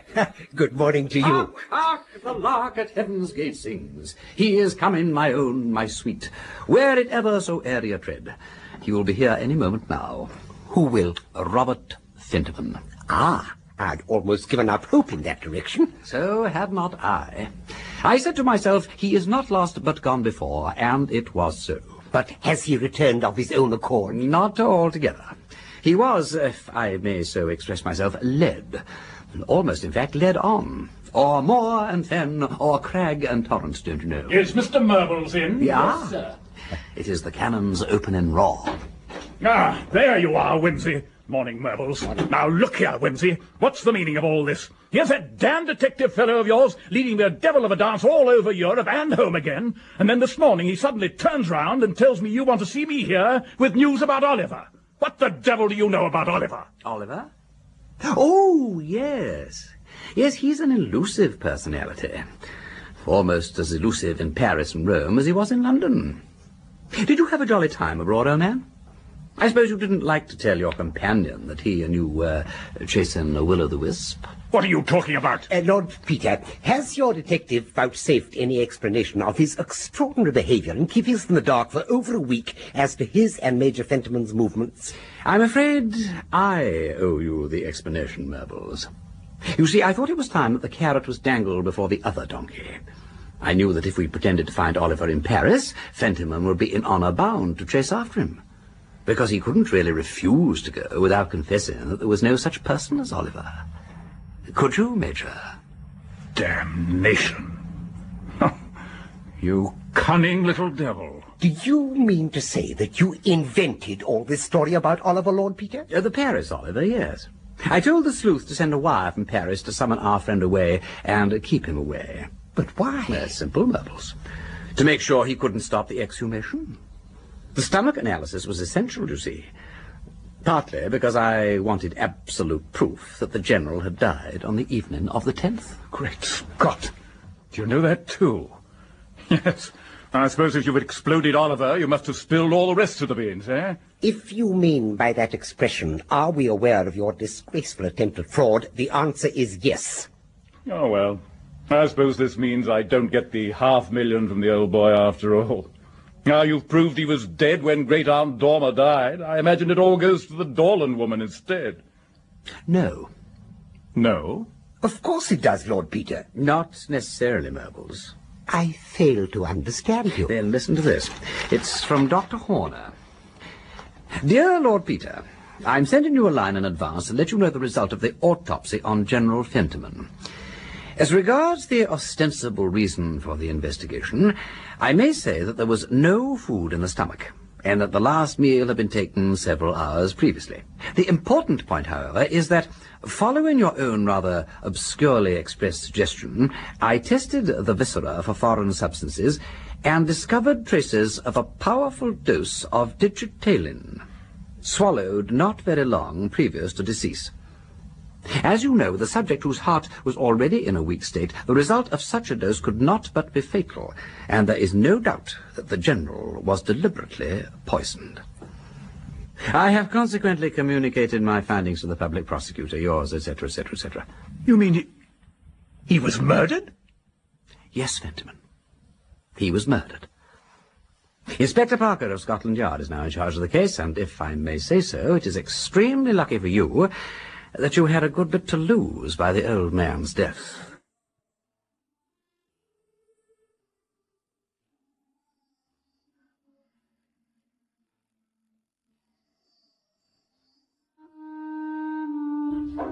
Damn good, old man. Thank you, Charles. Thank you. I'm glad the police appreciate me, at least. Well, what put you onto this poison idea? Aristotle, chiefly. He says that one should always prefer the probable impossible to the improbable possible. Now, it was possible, of course, that the General should have died off in that neat way at the most confusing moment, but how much nicer and more probable that the whole thing had been stage managed. Yeah. And then there was the Dorland woman's behaviour. Why was she so dead against compromising on the will? She must have had inside information from somewhere. Well, that leads on to the question of who did it. Miss Dorland's the obvious suspect, naturally. She was the only person who stood to benefit from the old boy predeceasing Lady Dormer. Yes. Well, let's be methodical. Now, the General was apparently as right as rain until about 3:30 on the afternoon of the 10th, when he started off for his sister's house. So the drug must have been given him between then and whenever it was that Robert Fentiman found him dead. About 8. Right. Mm-hmm. So, who saw him between those two times? Oh, now, wait a minute, wait a second. Look, this ain't entirely accurate. Huh? He must have taken the stuff between those two times, but it might have been given to him earlier. Ah. I mean, suppose, for instance, somebody dropped a poison pill into his usual bottle of soda mints or whatever he used to take. All right, well, who would have had the opportunity to do that? Well, Pemberthy, for one. Yes, well, we'll stick him down as a possible, although he wouldn't have had the slightest motive. Still, we'll put him in the column headed opportunity. That's right, Charles. I do like your methodical ways. It's an attraction of opposites. Opportunity number 1, Dr. Pemberthy. Right, who's next? Miss Dorland. Yes. Now, she goes down under opportunity and motive. Oh. She certainly had a big interest in polishing off the old man. And she saw him when he came to see Lady Dormer, and very likely gave him something to eat or drink. So she's a very likely suspect. The only difficulty with her is the problem of getting hold of the drug. You can't get digitalin just by asking for it, you know. No, at least not by itself. You can get it mixed up with other drugs quite easily. I saw an ad in the Daily Views only this morning offering a pill with half a grain of digitalin in it. Yes, but that'll have nux vomica in it too, I expect, which is an antidote. Well, couldn't they be separated? Well, I think it would require some fairly fancy chemical equipment, Charles. And Anne Dorland is an artist, don't forget, not a scientist. Ah, well, we'll put Miss Dorland down under means with a query mark, then. Oh, and of course, Pemberthy has to go down under means, too. He's the one person who could get the stuff without any bother. Righty-ho. Now, who's next? The servants at Lady Dormer's. Right. Well, any of them who brought him food and drink, at any rate. Yes, they might have been in collusion with Miss Dorland. All right. Anyone else? I presume we can cross Robert Fentiman off. But what about Brother George? He saw his grandfather that afternoon, so he had the opportunity. And he'll have to go down under motive as well. Motive? Or should he not? What did he stand to gain by Miss Dorland's getting the legacy? Oh, nothing if he knew about it, but I don't think he did. And he was in debt, remember, and Dougal McStuart, the money-lending chappie, was being rather pressing. The General's death meant George would immediately step into 2,000 quid. Oh, that's quite right. Well, down he goes under motive, then. Now, is there any name which appears in all 3 columns of our list? No. But several appear in 2. Well, we'd better start on those. Miss Dorland, I think, is the most obvious. I'll have a round-up among all the chemists who may possibly have supplied her with digitalin. Who's her family doctor? Dunno, that's your pigeon. Oh, by the way, Charles, I'm supposed to be meeting the girl at a cocoa party or something of the sort tomorrow evening. Yeah? Well? Well, you won't pinch her before then, if you can help it, will you?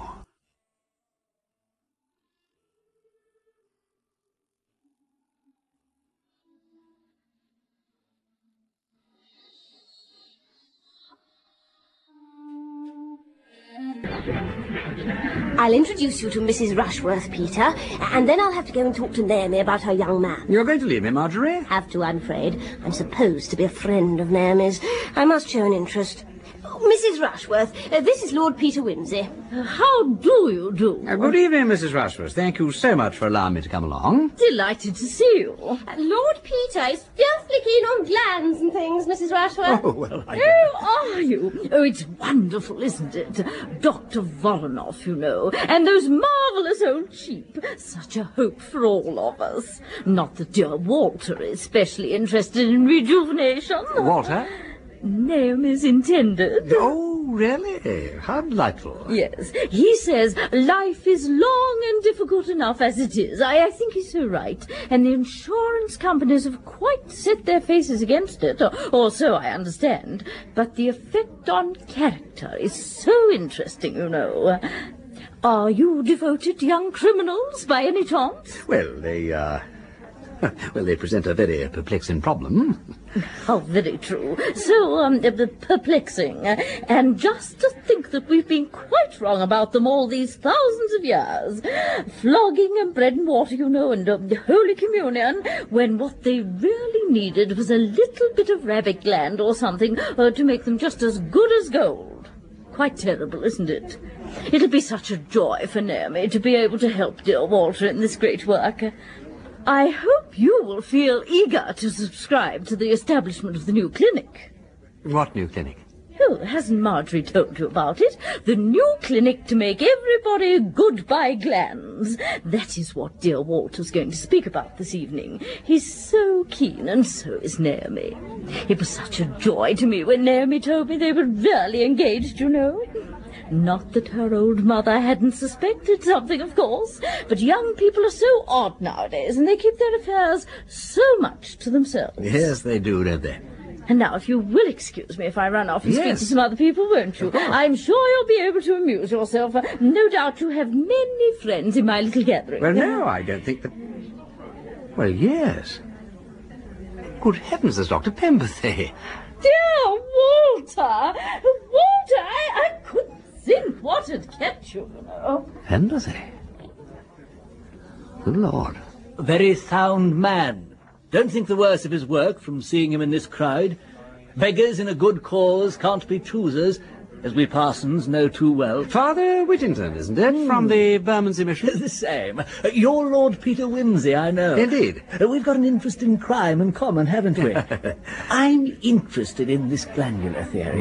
It may throw a great light on some of our heartbreaking problems. Well, I'm glad to see there's no antagonism between religion and science. Of course not. Why should there be? We're all searching for truth. Well, hello, here's Penberthy. Looking for you, I fancy. Well, Dr. Penberthy, I've come, you see, to hear you make mincemeat of original sin. That's very open-minded of you. Excuse me one moment. Oh, yes, certainly. I say, Wimsey, you've heard all about Horner's analysis, I suppose? Yes. Bit of a startler, ain't it? It's going to make things damnably awkward for me, Wimsey. Among other things, I gave General Fentiman a small prescription for Digitalin that afternoon. Oh, nothing like the dose that was found in the body. That was enormous, nearly 2 grains. But I did give him some. To stimulate his heart? Yes. He was having extreme difficulty breathing. I've told Inspector Parker, of course, and we've been over my books and chemist receipts together. Fortunately, there is no possibility of my having made a mistake. Then what are you worried about? My faulty diagnosis. Oh, my dear chap, you were hardly to blame. You were expecting the old boy to pop off from heart, and he did pop off from heart, more or less. Yes. But will a jury see it that way? It really couldn't have happened at a more unfortunate time. Oh, it'll blow over, Pemberthy. That sort of mistake happens 100 times a week. By the way, I gather I'm to congratulate you. When did this get settled? You've been very quiet about it. I was starting to tell you at that infernal exhumation business, only somebody barged in. Yes, thanks very much. We fixed it up, about a fortnight or 3 weeks ago. You've met Naomi, sweet girl. No, I haven't, not yet. My friend Miss Phelps carried her off. Oh, you must come and talk to her later then. Walter! Oh, Lord. I think they're waiting for me to begin. See you afterwards. Look, half a jiff. Look, I really came here... Oh, no, dash it, that's rude. But I'd no idea that you were the lecturer till I spotted you, do you see? I originally came here, yes, that sounds better, to get a look at Miss Dorland of Fentiman fame. Can you tell me what she is? I know her to speak to. I haven't seen her this evening. She may not turn up, you know. Well, isn't she keen on glands, then? I believe she is, or thinks she is. Anything does for these women as long as it's new, especially if it's sexual. By the way, I don't intend to be sexual. Oh, well, bless you for that. Well, possibly Miss Dorland will show up later. Perhaps. Ah, here's Marjorie. Oh, excuse me then, won't you? Yes, of course. Well, Marjorie, have you seen Miss Dorland? No, she hasn't turned up, I'm afraid. Anything wrong? Just Naomi Rushworth. I cannot like that girl, Peter. She hints things. What particularly? Well, I started to ask about Anne, and she said she wasn't coming. So I said, oh, why? And she said she wasn't well. Yes? Well, then she said, of course, that's only an excuse. She probably doesn't feel like facing people today. The implication being, of course, that Anne's kept away because she's scared everyone will think she killed General Fentiman. Good Lord. Does everybody here think that? Yes, because of her chemistry experiments, you see. Ladies and gentlemen, please. Could you please find somewhere to sit? We are about to start. Marjorie, what chemical experiments? I thought Miss Dorland was a painter. Ladies and gentlemen, Dr. Walter Pemberton. Yes, she was. But a few months ago she went off arms a bit. She's now got quite a little laboratory set up at Lady Dormer's instead. Good Lord.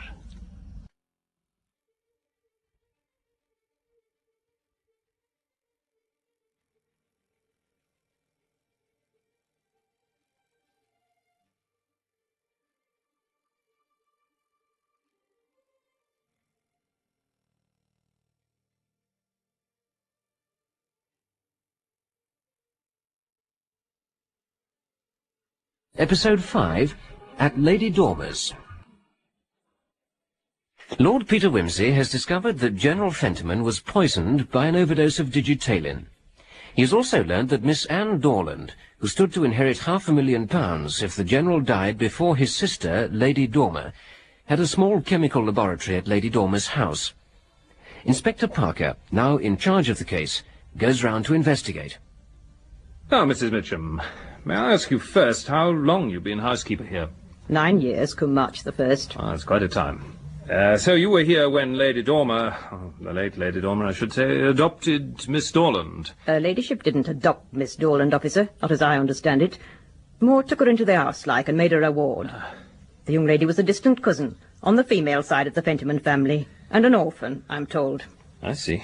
Thank you. Now, then, on the day before General Fentiman was found dead in the Bellona club, he came round to see his sister, did he not? He did. Miss Dorland had telephoned to tell him that the old lady was dying, and he should come at once if he wished to see her alive. So I believe. Do you recollect exactly what time he got here? It would be round about 3:45. And did he seem quite well? So far as I could see, he seemed well, yes. Always bearing in mind that he was over 90 and had heard bad news. Yes, just so, Mrs. Mitchum. Was Miss Dorland alone with Lady Dormer when General Fentiman was announced? Oh, no. The nurse was there. Yes, of course. And did they both stay in the room all the time that the General was there? No. Miss Dorland came out again in about 5 minutes and came downstairs. She came to me in the housekeeper's room, and she looked rather sad. She said, "Poor old dears." Just like that. Did she say any more? She said, "They quarrelled, Mrs. Mitchum, ages and ages ago when they were quite young, and they've never seen each other since." Of course, I was aware of that, having been with her ladyship all these years. And then, after a little talk, she went away again. And presently Nellie came in. That's the housemaid. Yes, how long after was that? Oh, it would be about 4:30. She came to ask for some brandy for the General, as he was feeling badly. Oh, indeed. Yes. The spirits are kept in my room, you see, and I have the key. And did you see the General when you took the brandy? I did not take it. I sent it by Nellie. I see. Well, could I ask Nellie a few questions? Of course. There's one last thing, Mrs. Mitchum. Did you see the General again before he left? No. Miss Dorland informed me later that he had had a heart attack. Ah, Nellie. Yes, Mrs. Mitchum? This is Inspector Parker. He's a police officer, and he wants you to give him some information about that time General Fentiman came here. You must tell him what he wants to know, but remember, he's busy, and don't start your chattering. You can speak to Nellie here, officer. Thank you, Mrs. Mitchum. Good afternoon.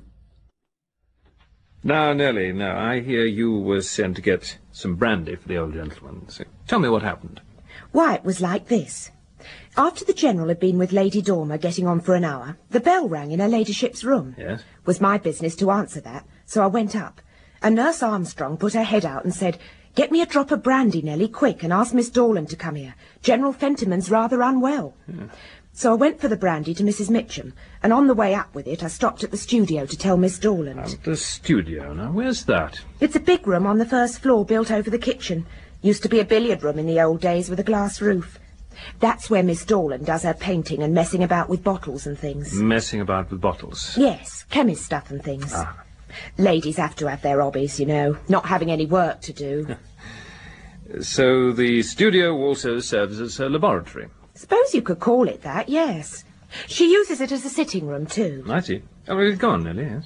Well, I gave her Nurse Armstrong's message, and Miss Dorland said, "Oh, dear, Nellie," she said. "Poor old gentleman. It's been too much for him. Give me the brandy, I'll take it along, and you run along and get Dr. Penberthy on the telephone."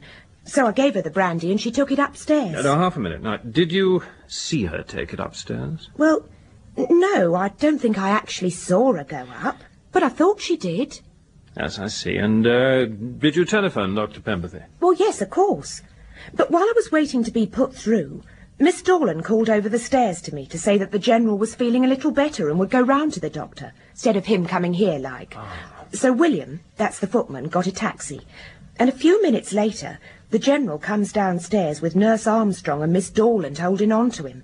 Looking mortal bad, poor old gentleman, I thought. Anyway, he went off in a taxi and that was the end of it. Oh, thank you, Nellie. I think that's all I need to know. And now, I wonder if you could take me up to Miss Dorland's studio. She said she'd be there and could spare me a few minutes. Yeah, she's crying again. Yes. Does Miss Dorland cry a lot, Nellie? Recently, yes, all the time. Since Lady Dormer died, you mean? Well, no, not exactly. Well, she was very sorry about that, of course. But more in the last week, I mean. She's been very quiet and almost frightened-like. The last week, you say? Yes. I think it all started when all this dreadful business came out about the poor old gentleman being murdered. She seems to have stopped now. Shall we go in? Very good, sir.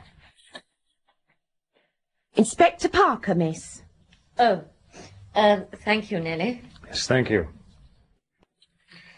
I'm sorry to trouble you, Miss Dorland. Can't help yourself, I suppose. What do you want to know? Oh, do sit down. Thank you. Well, I'd just like to have any details you can give me about General Fentiman's visit to his sister. Mrs. Mitchum brought him up to the bedroom, I understand? Yes. You were there? Yes. Well, what happened? Nothing happened. I took him up to the bed and said, "Auntie, here's General Fentiman." Well, did she say anything? She said Arthur, that's all. And he said Felicity. And I said, "You'd like to be alone," and went out. Where did you go then? I came here. And then a few minutes later went downstairs to see Mrs. Mitchum? Yes. Yes, tell me about the brandy. Nellie brought that up to you here, she says. Yes. Did she come right into the room, or did she just knock the door and wait for you out on the landing? Police and servants don't knock at doors. She came in, of course. Beg your pardon. Anyhow, you took the brandy from her. Yes, I told her to go and telephone Dr. Penberthy. Just so. Then, did you take the brandy straight upstairs? Yes, of course. Taking it straight out of Nellie's hands, or did she put it down anywhere on that table, for instance? How shall I remember? I'd be grateful if you could. Well, I can't. Never mind, then. You took the brandy upstairs, anyway. Yes, well, it isn't really upstairs. Auntie's room is just 6 stairs up across the landing. I see. And then Nurse Armstrong gave the General the brandy? Yes. Yes. Well, could you tell me how I could get hold of Nurse Armstrong?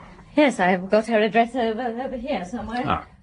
Where is it? Mind if I look around? Not at all. This is the laboratory bench, is it? Oh, that's nothing. I don't do any of that muck now. It's just a passing craze. I paint, really. What do you think of that on the easel? Oh, it's very good. These your work, too? Yes. You do mostly figure studies, I see. Yes, here you are, Miss Armstrong's dress. Oh, thank you. Well, it's just one more question, Miss Dorland. Did you know, before Lady Dormer died, before General Fentiman came to see her, did you know what provision she'd made for you and for him in her will? Well? No. No, of course not. Why should I? Oh, go away, go away. You make me sick.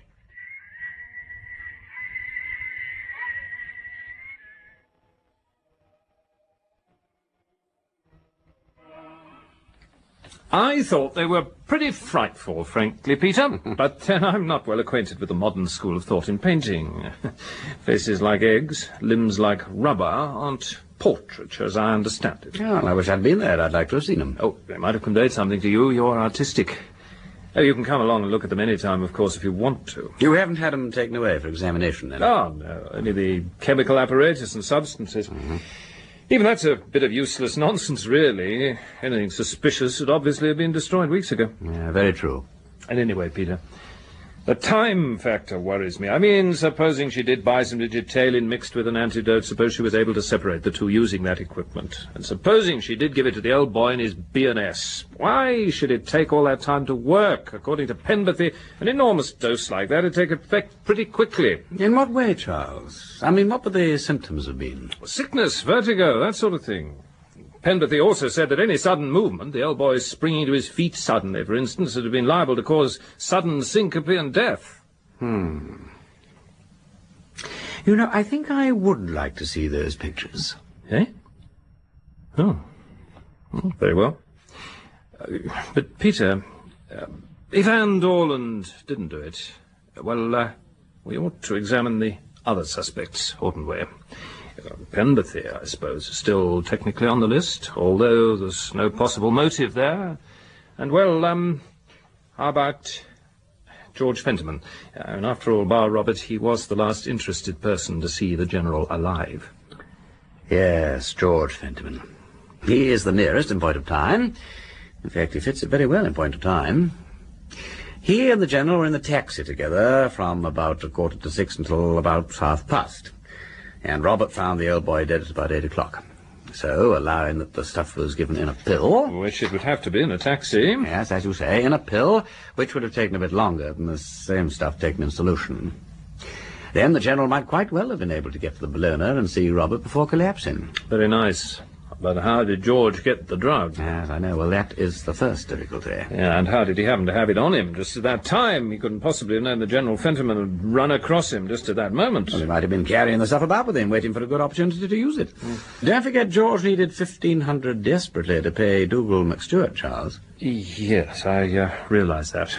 In fact, that's the main reason I put a man on to make inquiries at his home this morning. George's home? Yes. Oh, you didn't. Why not? Oh, well, look, well, couldn't you have given thought for his wife, Charles? Sheila is not well, you know. It's not fair to harry her at home. Hardly Harry, old man. Do you know, I suddenly wish I'd left this case alone. What the deuce did it matter if old Fentiman was pushed off painlessly a bit before his time? He was simply indecently ancient. I wash my hands of the whole business, Charles. There's nothing for me to do now that you've come into it. It bores and annoys me. Let's talk about something else.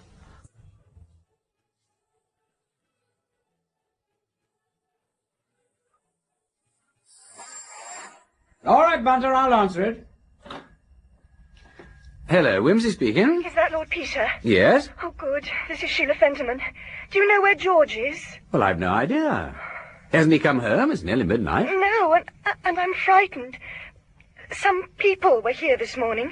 The police, yes. Yes, I can't say it all over the phone, but you know George got a job as a car salesman at Wimsey Hubbard's. Uh-huh. He took a car out this morning and, well, they say he never came back, and you remember that time he was so funny before and got lost? I do indeed. I'll come round at once, Sheila. Oh, thank you so much. Not at all. And I'll also try to get hold of Robert. I think he ought to know as well. Toodaloo. Goodbye.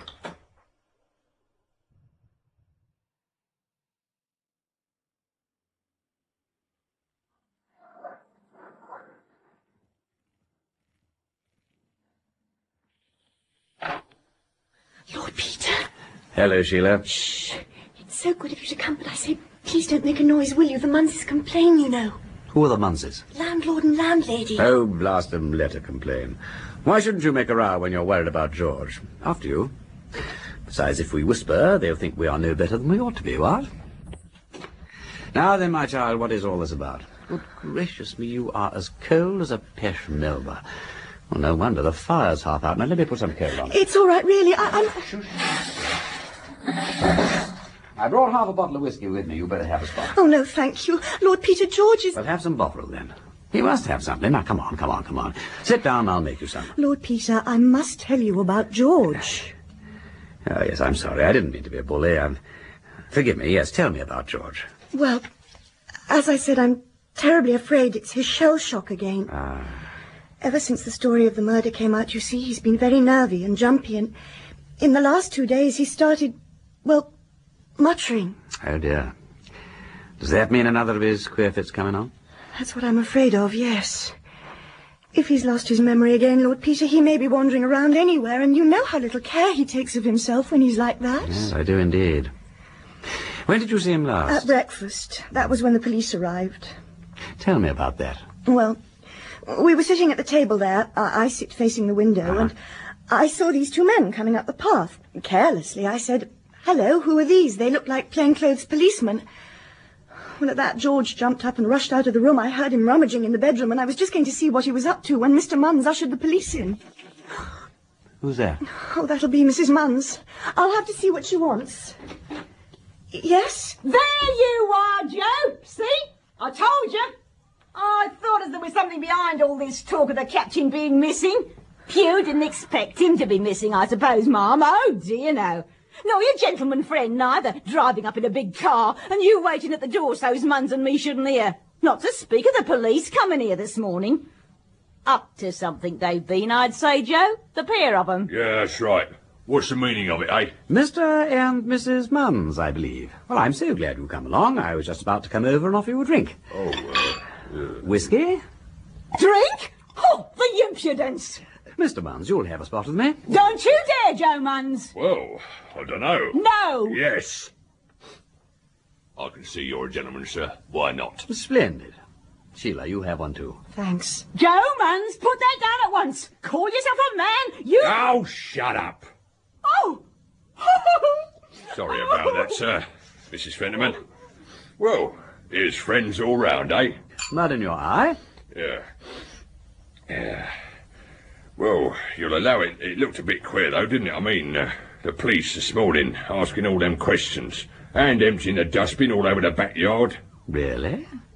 Did they find anything, Mrs. Munns? Find? Them find anything?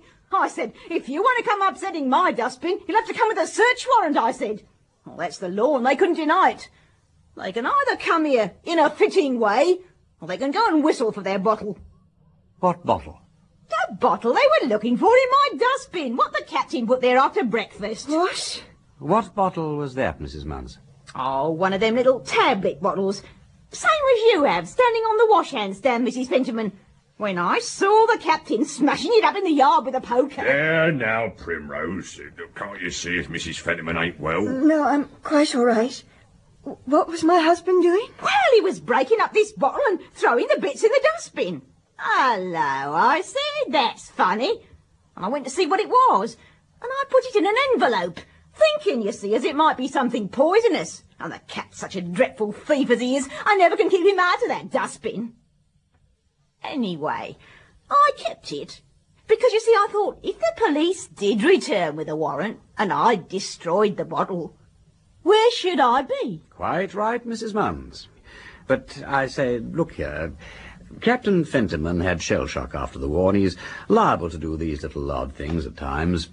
Break things up, I mean, and lose his memory and go wandering about. Ah. So Mrs. Fenterman is naturally anxious about his not having turned up this evening. Ah, that must be Robert, Captain Fenterman's brother. I asked him to come round. Could you let him in, Mr. Munns, please? Yeah, all right, I'll go.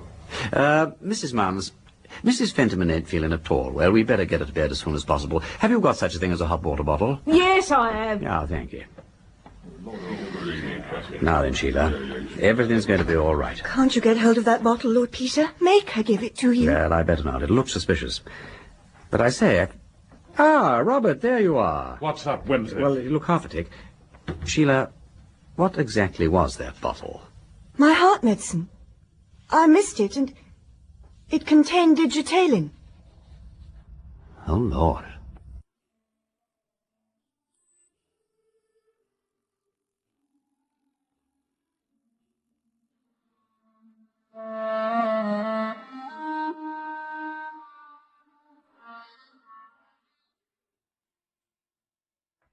Oh, Wimsey, it's you.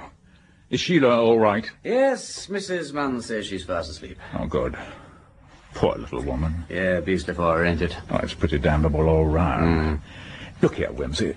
What are we to do about this Munn's female? It's the devil and all she should have got hold of the stuff. If they find out what it's supposed to be, we shall be blackmailed for the rest of our lives. No, I'm sorry, old man, but the police have got to know about this. My God! You wouldn't! Now, sit down, Fentiman.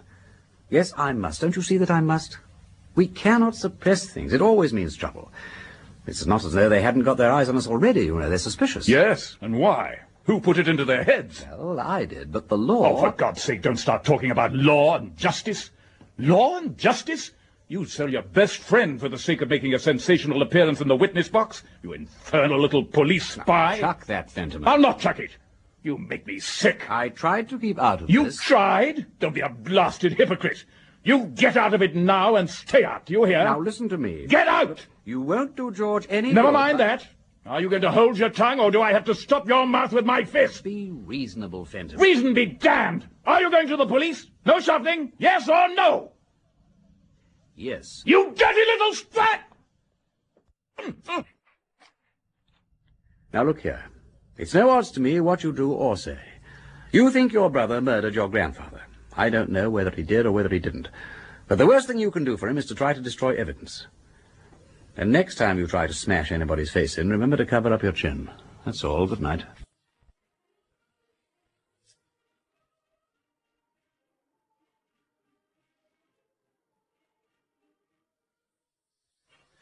Ah, Mrs. Mitchum, good morning. Oh, good morning, officer. This is Lord Peter Wimsey. Good morning, my lord. Good morning, Mrs. Mitchum. I was rather hoping I could see Miss Dorland. Is she in by any chance? No, my lord, she's gone away. She's gone away? Where? I don't know, officer. A young lady, a young woman, I should say, came round yesterday evening, and about 10 o'clock I heard the front door slam. I thought it was just her leaving. But this morning I found a note from Miss Dorland, saying as how she'd gone to stay with a friend, and she'd be back in a day or two. Great Scott. Well, we must find out where she is at once. Now, Charles, there is no need to get excited. What? There's plenty of time for that later. And anyhow, what I really wanted to see was Miss Dorland's studio, not the lady herself. May we take a look at it, Mrs. Mitchum? Certainly, my lord. Oh, thank you. Well, now, come along, Charles. I want you to show me round. But, Peter, we've got... Look, Charles, you must decide which of our two chief suspects you're really after. Just now you were saying that George's guilt was virtually proved by his disappearance. Are you now going to say the same about Miss Dorland? No, but we can't just let her... What was it that Nurse Armstrong said to you when you interviewed her this morning? That in her view, Miss Dorland wouldn't have had time to put anything in the brandy, wasn't it? Yes, but the point... Well, this is the studio, Peter. Well, this one? Yeah. Interesting. Oh, there's not much to look at, really. Still the books and paintings.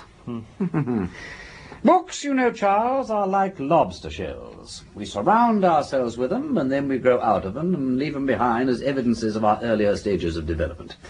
And let's see.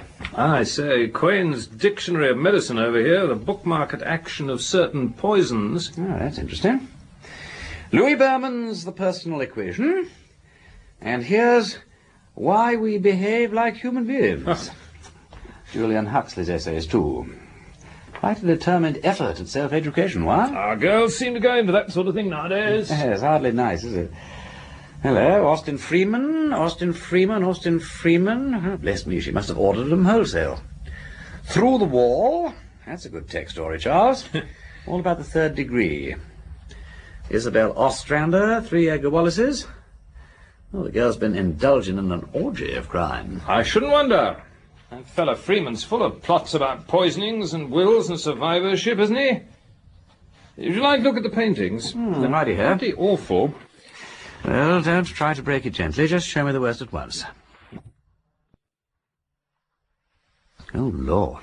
Yes, well, it gave me a pain, but I thought perhaps that was my lack of artistic education. No, it was your natural good taste, Charles. Oh, it's got vile colour, and even viler drawing. But nobody cares about drawing nowadays, do they? Ah, but there is a difference between the man who can draw and won't, and the man who can't draw at all. Go on, let me see the rest. Oh, good gracious me. Those, Charles, are the paintings of a completely untalented person, who is, moreover, trying to copy the mannerisms of a very advanced school. By the way, you've noticed, of course, that she's been painting within the last few days and chucked it in sudden disgust. Huh? Well, she's left the paints on the palette, and the brushes are still stuck in the turps, turning their ends up and generally ruining themselves. Suggestive, I fancy. What is it that happened a few days ago that upset her so much? The revelation about the murder, I suppose. When I saw her, she'd been crying. Oh, incidentally, that was something else Nurse Armstrong said. She said Miss Dorland was a brisk young woman, walked quickly and well, had a deep melodious voice. I hardly recognized the description. When I saw the girl, she was droopy and sullen. Yes. I say, let me have a look at that one again. The portrait, you know, the man's head. Oh, this one? Yes, that's the one. Put it on the easel. Now, that is very interesting. The others, you see, are all an effort to imitate other people's art. But this is an effort to imitate nature. Now, why? It's very bad, but it's meant for somebody. It's been worked on a lot. Now, what was he made to do that? Well, it wasn't for his beauty, I shouldn't think. No. It reminds me of somebody, though. Who? Oh, it escapes me for the moment. Cover up one eye, Charles. Oh. No, not yours, you ass. The portraits. Oh. Do you know the limerick about the old man of Khartoum? Well, what did he do? He kept 2 black sheep in his room. They remind me, he said, of 2 friends who are dead, but I cannot remember of whom. Great Scott! I've got it. I knew this room would tell me something. But you recognize this ugly mug? Yes, I think I do, but I'm not quite sure what it means. Is it important? I think it might be. But who is it? Well, Charles, it looks like... No, I am not going to tell you, Charles. I told you about that George business this morning because glass bottles are facts, and one mustn't conceal facts. But this is still only a thought. Penny for your thoughts, then. No, Charles.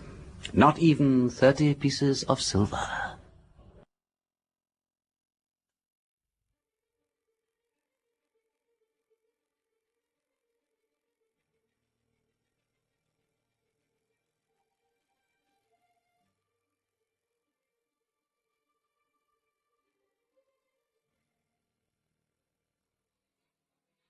Episode 6. Anne Dorland. Lord Peter Wimsey and Inspector Parker are investigating the murder by poisoning of old General Fentiman. The 2 people with the strongest motives, Anne Dorland, his late sister's ward, and George Fentiman, his grandson, have both suddenly disappeared. After a visit to Anne Dorland's studio to look at her paintings, the 2 detectives go to a nearby pub for lunch. Wimsey! Hello. I hear you're working on the Fentiman case. Hello, Sally. Yes. Charles, this is Sorghum Hardy, chief crime reporter of the Daily Yell. We know each other. Too well, Inspector. Well, how's it all going? Do we say that an arrest is imminent, eh? Why don't you tell us your version, Sally? Your opinion is as good as anybody's. Mine? Well, same as yours, same as everybody's. The girl was in league with the doctor, of course. Pretty obvious, isn't it? Well, this may be. It's certainly possible, if we can prove a connection between them. Well, of course, they were both occasional visitors at Mrs. Rushworth's house. In fact, Penbeth is now engaged to Naomi Rushworth. But there's no evidence that he and Anne Dorland ever knew each other well. But you ass sheep. No, I won't dash you. Fish it out for yourselves. What's that, Wimsey? No, nothing at all. We've just been round to Lady Dormer's, Sally, looking at some of Miss Dorland's portraits. Oh, yeah? And? Well, they weren't very good.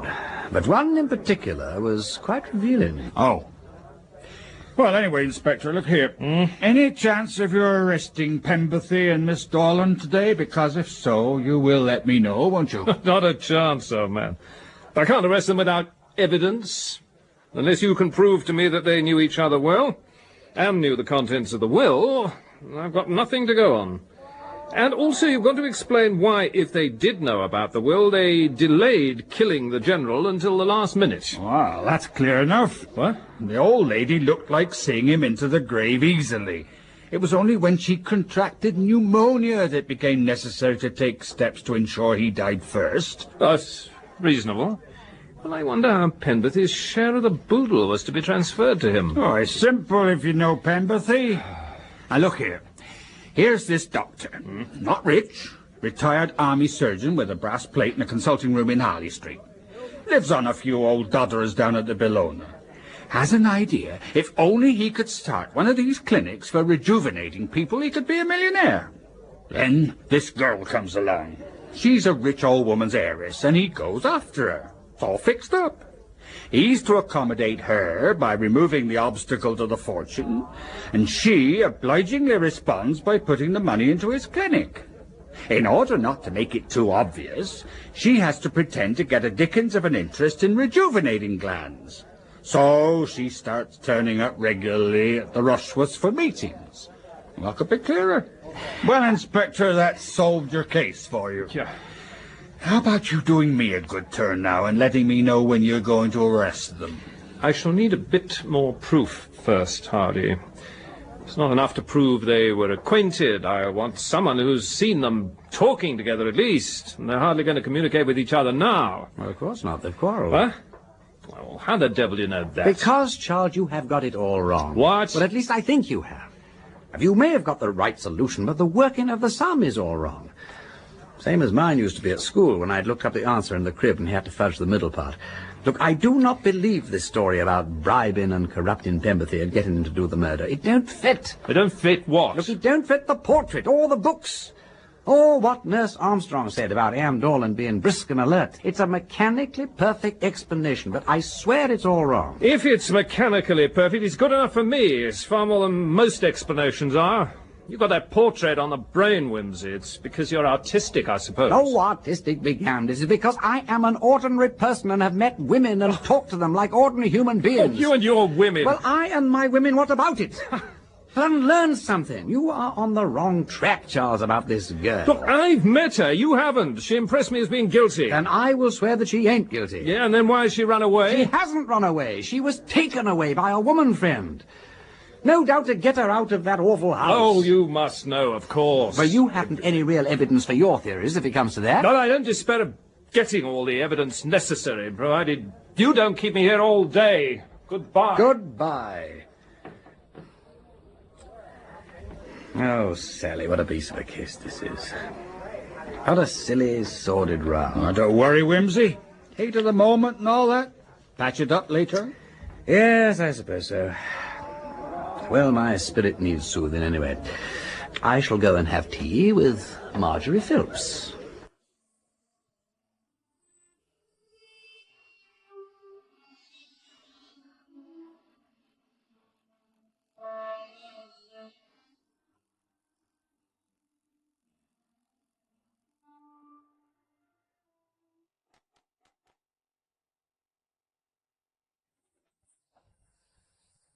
Oh, hello.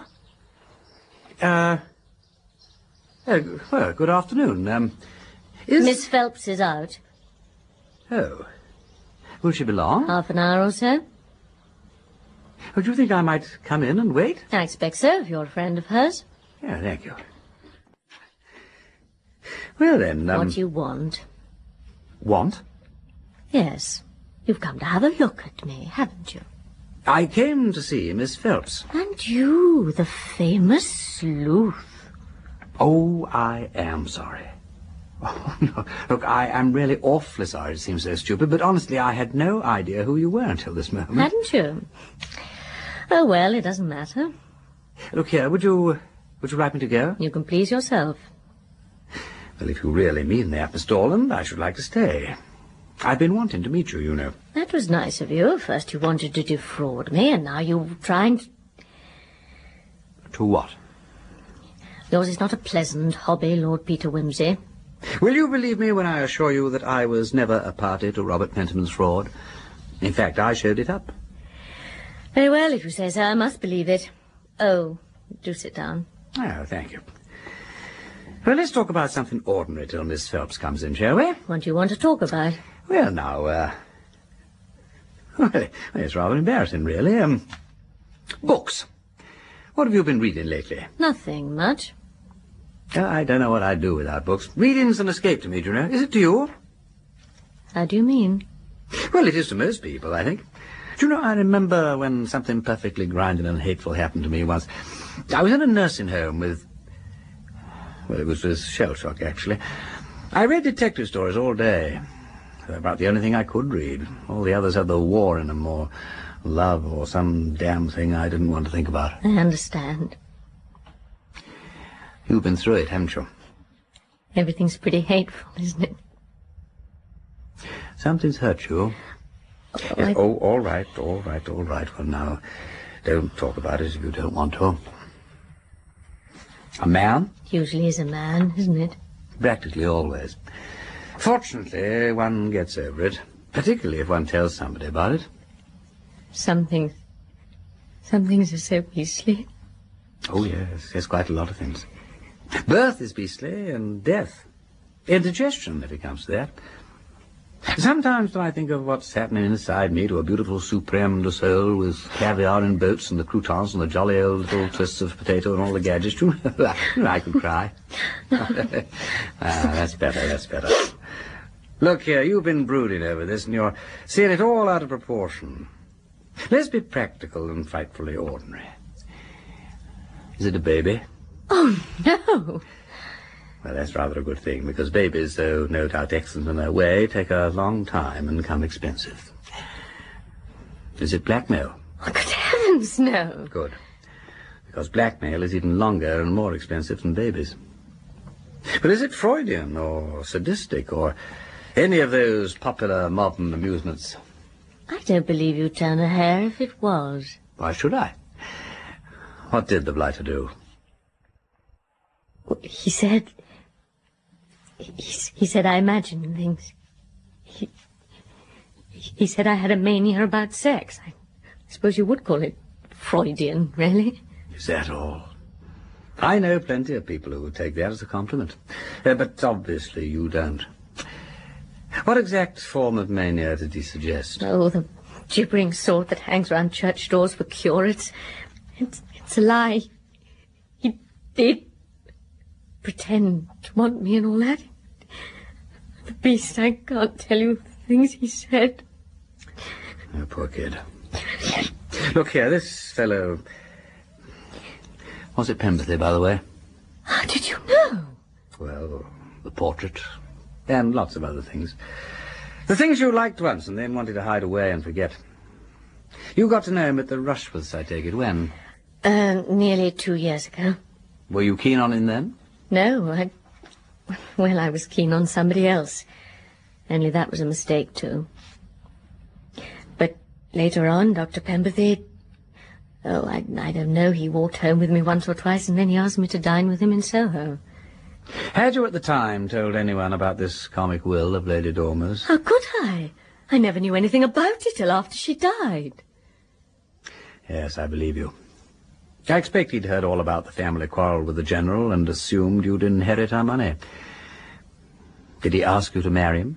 I thought he did, but he says he didn't. We talked about founding his clinic. I was to help him. Did your aunt know anything about the engagement? He didn't want her to be told. He was afraid she might think he was after the money. Yes, and I dare say he was. Did you tell any of your friends? No. You were still engaged when Lady Dormer died, I take it? As engaged as we ever were.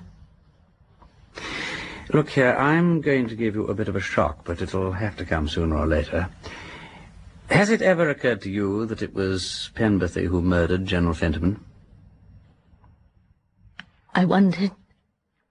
I couldn't think who else. But then I thought they suspected me.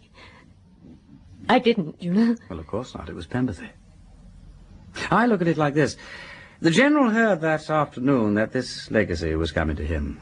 He toddled along to see Pemberthy, feeling very groggy, and promptly told him about it. Well, you can imagine him saying, "You've got to patch me up long enough to get the money." Nasty jar for Pemberthy. So what does he do?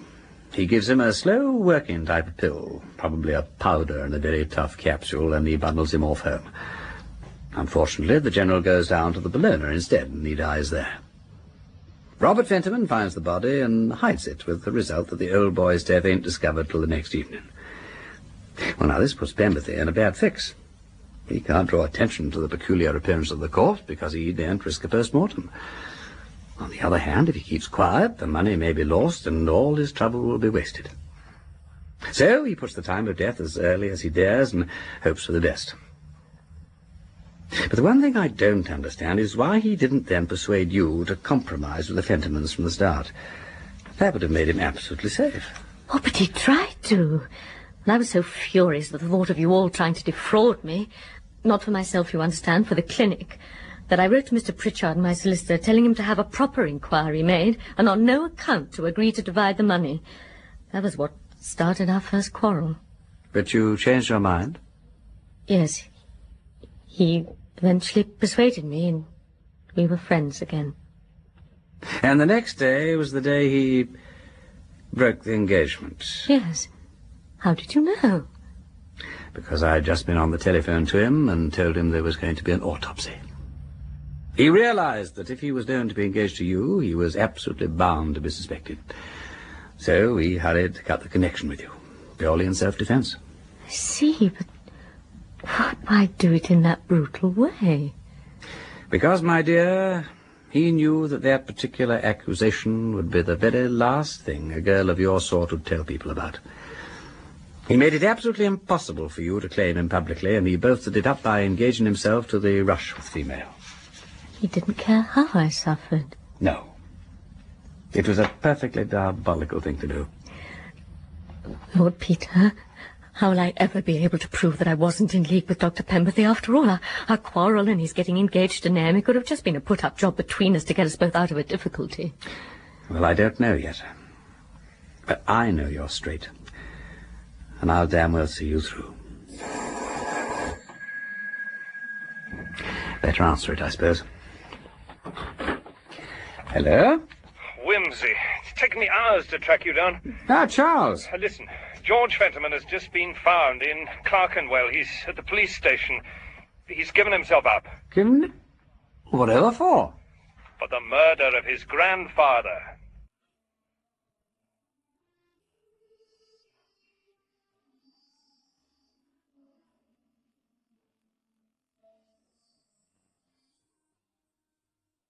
Charles! Oh, Peter, there you are. His wife and Pemberthy are with him at the moment. Pemberthy? He's his doctor, old man. Can I go in? Yes, yes.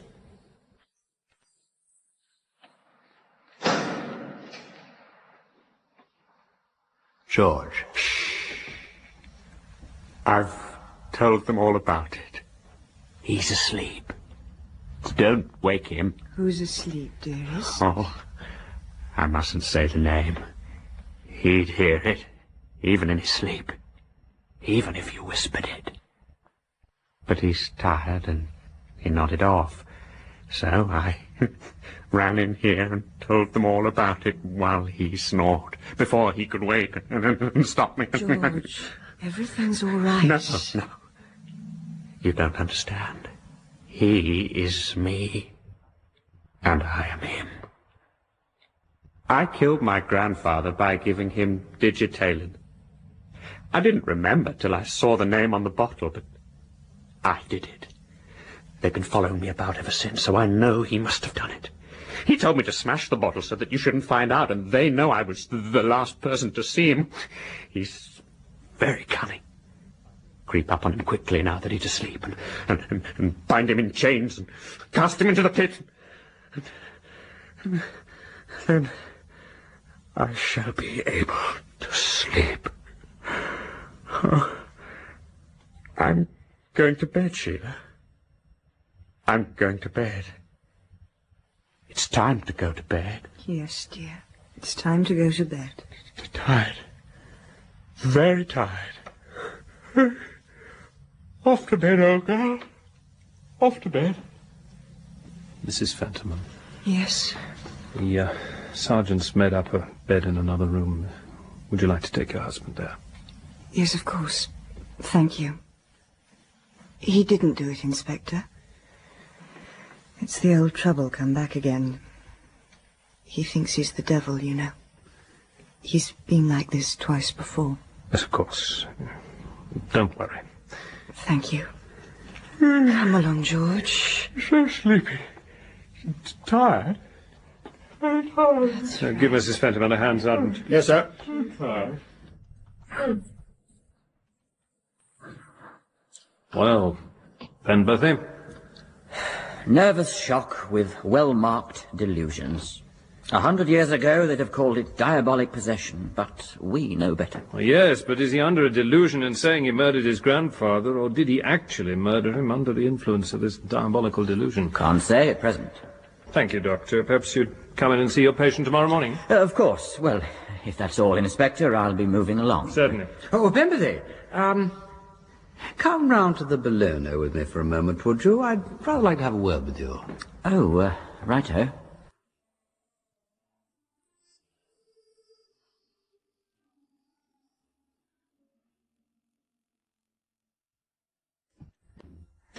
Let's go down to the end. It's quieter there. It's always quiet here. I've never known anyone use this library.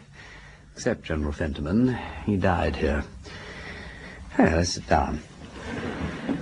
Ah, well, what is it? You've been a soldier, Penberthy. I think you're a decent fellow. You've seen George Fentiman. It's a pity, ain't it? Yes, but what about it? If George Fentiman hadn't turned up with that delusion of his, I would have seen to it that you were arrested for murder this evening. Now, the point is this. When you are arrested, nothing, as things are, can prevent Miss Dorland being arrested on the same charge. Now, she's quite a decent girl, and you haven't treated her any too well, have you? Don't you think you might make things right for her by telling the truth straight away? You see, if once they get her into the dock, she'll always be a suspected person, even if the jury believe her story, and they may not. She's plain, she's sulky, she's, well, not very articulate. She might make a bad impression. I say even if they do believe her story, people will always think that there's something in it. That's damning for a girl, ain't it? They might even bring her in guilty. You and I know that she isn't. But you don't want the girl hanged, Pemberthy, do you? What do you want me to do? Write a clear account of what actually happened. Make it clear that Miss Dorland had nothing to do with it. And then? Well, then, do as you like. In your place, I know what I would do. Very well. You're quite right. I ought to have done it before. Damn it. I didn't intend to be such a sweep to the Dorland girl, Wimsey. I'd have been decent to her if I'd married her. And I never meant to get led into all this rotten way of doing things either. It was just self-defense. I still don't care a damn about having killed the old man. I could have made better use of the money than Robert Fentiman. He hasn't got two ideas in his head, and he's perfectly happy where he is. Though I hear his colonels asked him to hand in his papers. As for Anne, she ought to be grateful to me in a way. I've secured her the money anyway. Not unless you make it clear she had no part in the crime. That's true. All right. I'll put it all on paper for you. Give me half an hour, will you? Of course.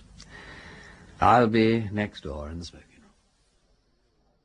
I brought Colonel Marshbanks along. He'll witness your statement with me. Have you finished? Yes, I've tried to be as brief as possible. Good. Will it do? Yes, this is perfectly all right. Do you agree, Colonel? I do. Thank you.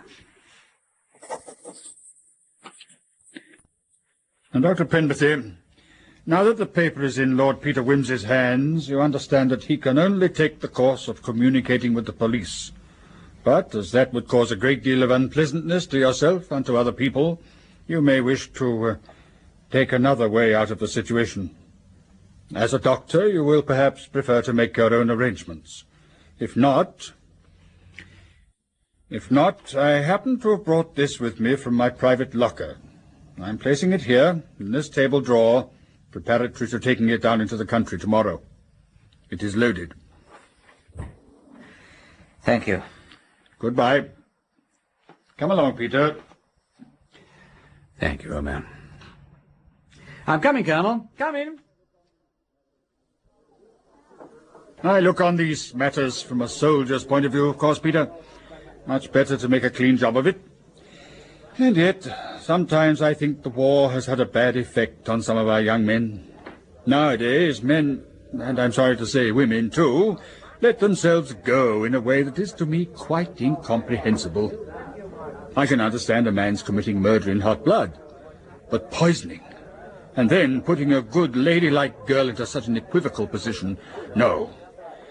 I fail to understand it.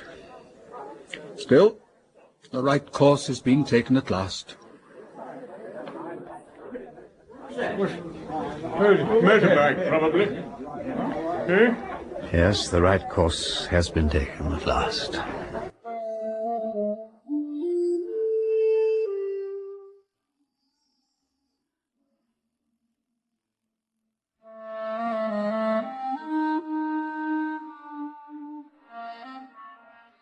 Hey, Fenton!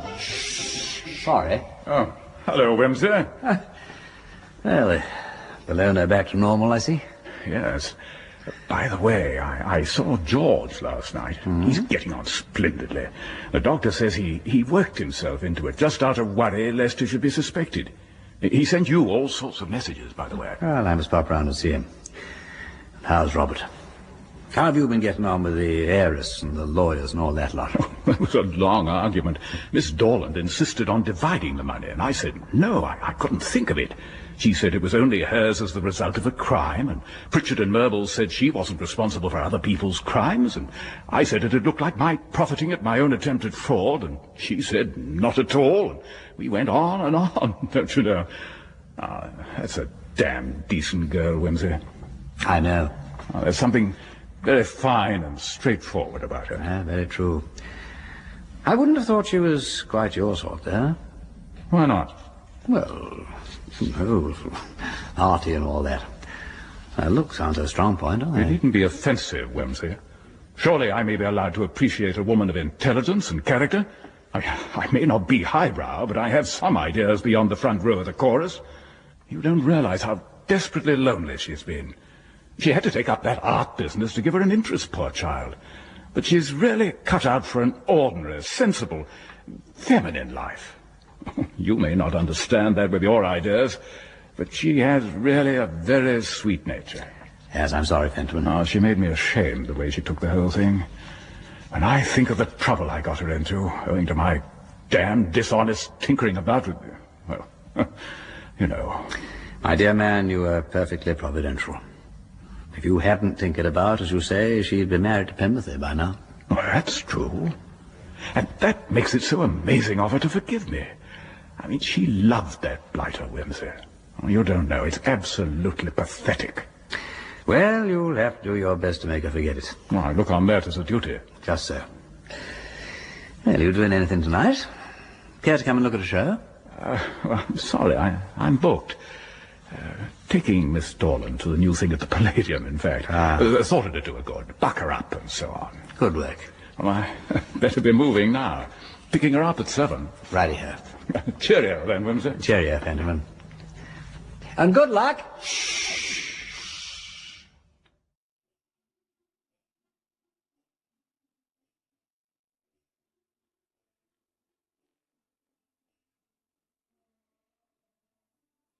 And that concludes tonight's case, dear listeners. The Unpleasantness at the Bellona Club. Another tangle of secrets unraveled by Lord Peter Wimsey. If you enjoyed tonight's broadcast, do subscribe to Detective Radio so you'll never miss our next mystery.